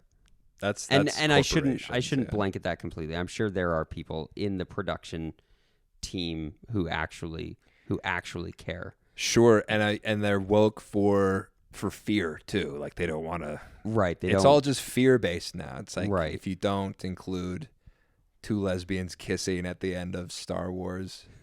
You know what's funny? If you don't have a strong female character that can beat up dudes, Yeah. oh crap. Oh crap! We're gonna get Then they're roasted on Twitter. And then they end up being like a Trump supporter, I guess. So it backfires. Yeah. Yeah. Yeah. When the people that you want to sort of like represent the thing don't align with the corporate narrative, it's right. a real we need pain in the butt. representation, inclusivity. Corporatism. Except when Oh wait, they have thoughts that are separate from what we want them to. They're out of the narrative. No can do. Cancel them. I love like any corporate speak. They put their foot in their mouth. Cancel them. Whenever, so I'll get like an application for somebody to come on and guest on the podcast. And so often they just give like the most generic things like he's an accomplished salesman and has made lots of money for his clients. And it's like unsubstantiated. You can't really like do anything with that information, right? It's just vague corporate promises. Corporate speak. Yeah. Yeah. Our mission is to enlighten and engage audiences with exciting and interesting content. I love engagement. Yeah, you didn't say anything. Yeah. Like what are you doing? Oh, we're creating enlightening and engage. It's like It's okay. an enlightening and engaging content. Lyndon, how are we doing for time? I know you said you had to go somewhere. Oh yeah. Oh, I just dealt with that. I was Okay. supposed to take my sister to the airport. Turns out she's already at my place, and she needs to be at the airport right away. Oh. So someone else is going to take her. Okay. And she was just lamenting that she'll never see my face again. Oh. Yeah, right. Yes, she because- will. No, the podcast. On the podcast. on the podcast. Yeah. Yeah, But the podcast is ending, so. Yeah. This is the last chance she'll get. Fun fact, we actually only exist in podcast form. Yeah, we actually we live in a liminal space between reality and not reality. That's best joke in Bo Burnham's Inside was. I haven't seen it. Oh no! Oh gosh, he talks. There's this bit where he's got like a puppet, and he's like talking to the puppet, and he's like, "Whenever you take me off your hand, I exist in a liminal space between like reality and non-reality." He's like, "No, please." Anyway, it's very funny, very good. That is funny. Best bit, best joke. Just butchered it. What else have we got? We've been talking for. Let's see. Let me look. What are we at? Several hours. 2 hours and 39 minutes. Not long enough. Do we? What else do we need to like cover? We need to end by saying a thank you and a goodbye and See you next time. and to see ya. Keep on. Keeping on. Keeping champ. on. Thanks for being true and faithful. And as always, whatever. We need to make sure we do that. Can we do a musical number? It's been a time. Regrets are many. I'm tired of doing this. Just kidding. You've been tired for a long time. You've brought that up on before. You know what though? Maybe This has been Troy's entire day. It becomes like a responsibility. yeah. No, I think I don't know. I was tired of focusing on the Mormon stuff. That's what I was doing, and I was tired of guests for a while because we were sort of losing the spark of what the podcast was. Right. When we were doing guests so much, and so I liked going back to basics, and I don't know, I think it's sort of the cycle of creativity and creative endeavors is that you have a spark of inspiration, it kind of gets used up a little bit, and then there's a rest period, and then you find something that reinvigorates you, and Yeah. start it again. And Yeah. it just sucks because I think we're in the cycle, we're sort of on the way up in this current, reinvigorated and version of the podcast. But I knew that this day would come eventually, and I actually am excited for like something new. I love new things. Yeah. Oh, You give me switch that it up. Novelty. I love the Yeah. novelty. It's Inject a new that dopamine right in me. Yeah. I love that. Maybe that's why I start so many new podcasts, because You I get get bored with tired. the other one, but then I like keep the project going. But I always manage to like systematize it enough where it's like Yeah. easier to make. That's the only way to keep going, man. Yeah. I had this thought too about like ending like quitting a thing versus like finishing a thing. And I think oftentimes I wish I would just like start a thing. Like I kind of feel that way about the sketch channel that I made now. Cold and alone, or what is that? Embarrassed and cold. That's Embarrassing yeah, cold. Okay. Yeah. I started it, and now I'm just like, oh, do I just like keep making them forever? and that seems like an untenable solution to me. And so I think what I'm going to do is like pick some sketches I really want to make, and then make them, and then finish it, and then it's done. And that way it's like, I don't know, I think eventually things just end like they are today. And or you just quit them and they never, So I think maybe the difference between quitting and finishing is like finishing has sort of like a more dignified end to a thing versus You've like completed it. yeah, it's a completed thing instead of quitting halfway through a thing that you just had no plan for, and it's just like, oh, they just stopped doing that. So I like this as like the ending. It's like a finished ending. The big series finale. The series Yeah. finale. It doesn't feel like an end for me though. I mean, it's going to Like, I mean- continue in a different form. I guess I know, like, I have to come to grips with it's like Mission Stories is coming to an end. It was my first podcast. Yeah. And my only podcast. Yeah. Hardly even my podcast. You very much are in the DNA of what Mission Stories is. It's, I'm in the DNA enough that my departure is ending it. yeah. Yeah. So it's like, was I the arms and legs of this podcast?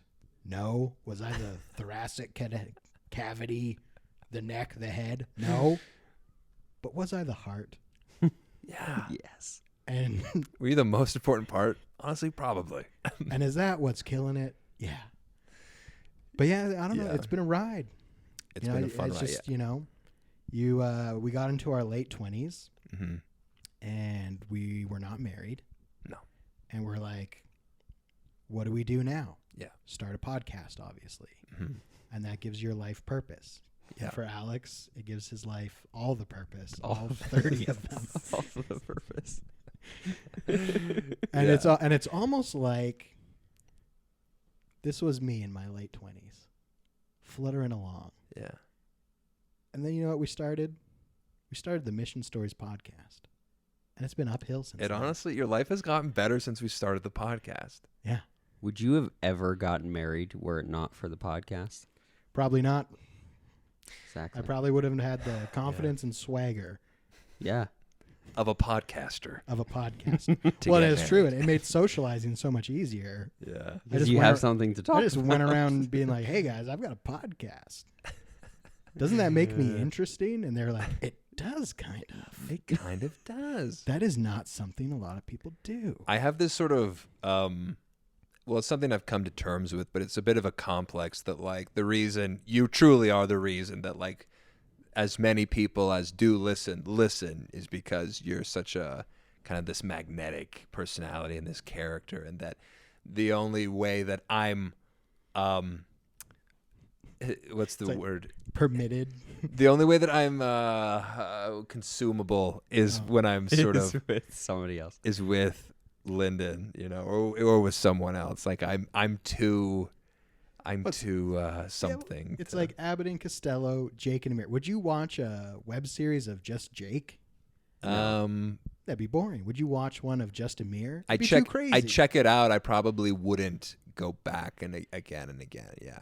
There's an alchemy that takes place with the two of us, which is I have enjoyed very much, and I think it ought to continue in a different form.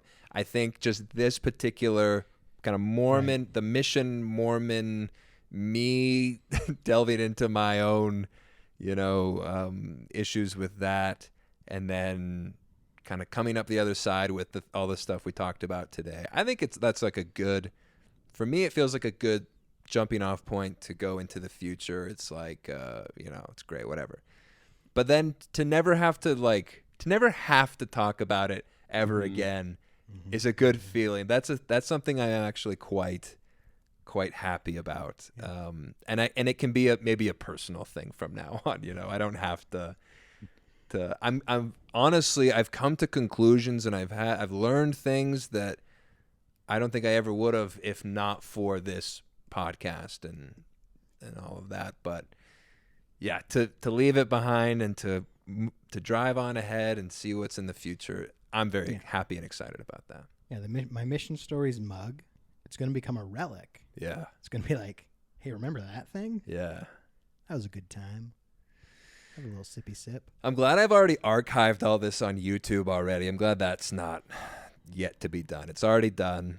All of the episodes are on the YouTube channel. Presumably, eventually the RSS feed for the SoundCloud will go away in a year because next May I think is the renewal, and so we probably won't be renewing it.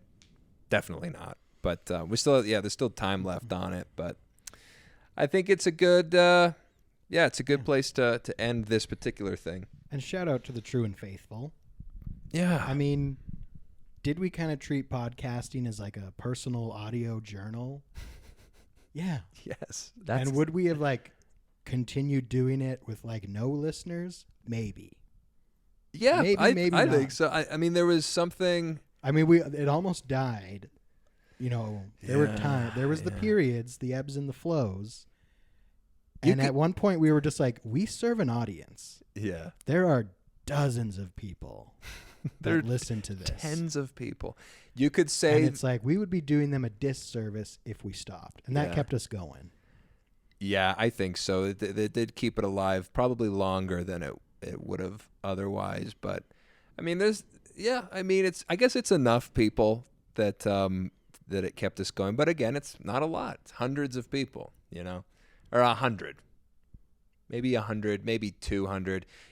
Whenever an episode sort of surpasses and gets into the like the $100 billion episode, that's like 285. That's quite a few. It's quite a few listens. I'm guessing that's multiple listens by a couple people at least. But anyway, it's a relatively small audience, and that's okay. But and probably due to the fact that it started as such a specific, mission story. It's like, what is that? I don't know. Who knows? But anyway, is there anything else that we would like to discuss on this, the final episode? I just want to say thank you for doing what you do. It's been fun to listen for the past 3 years, to grow up with you guys as podcasters. And it's just so, I feel like I'm at a funeral. You have had yeah, because we started this at kind of the same time, didn't Right we? around the same time, yeah. Yeah, that's cool. In fact, Yeah. I think I remember being outraged knowing that Alex was starting into podcasting like the same time we were. Yeah. But that outrage soon turned to joy. Quickly subside. Yeah.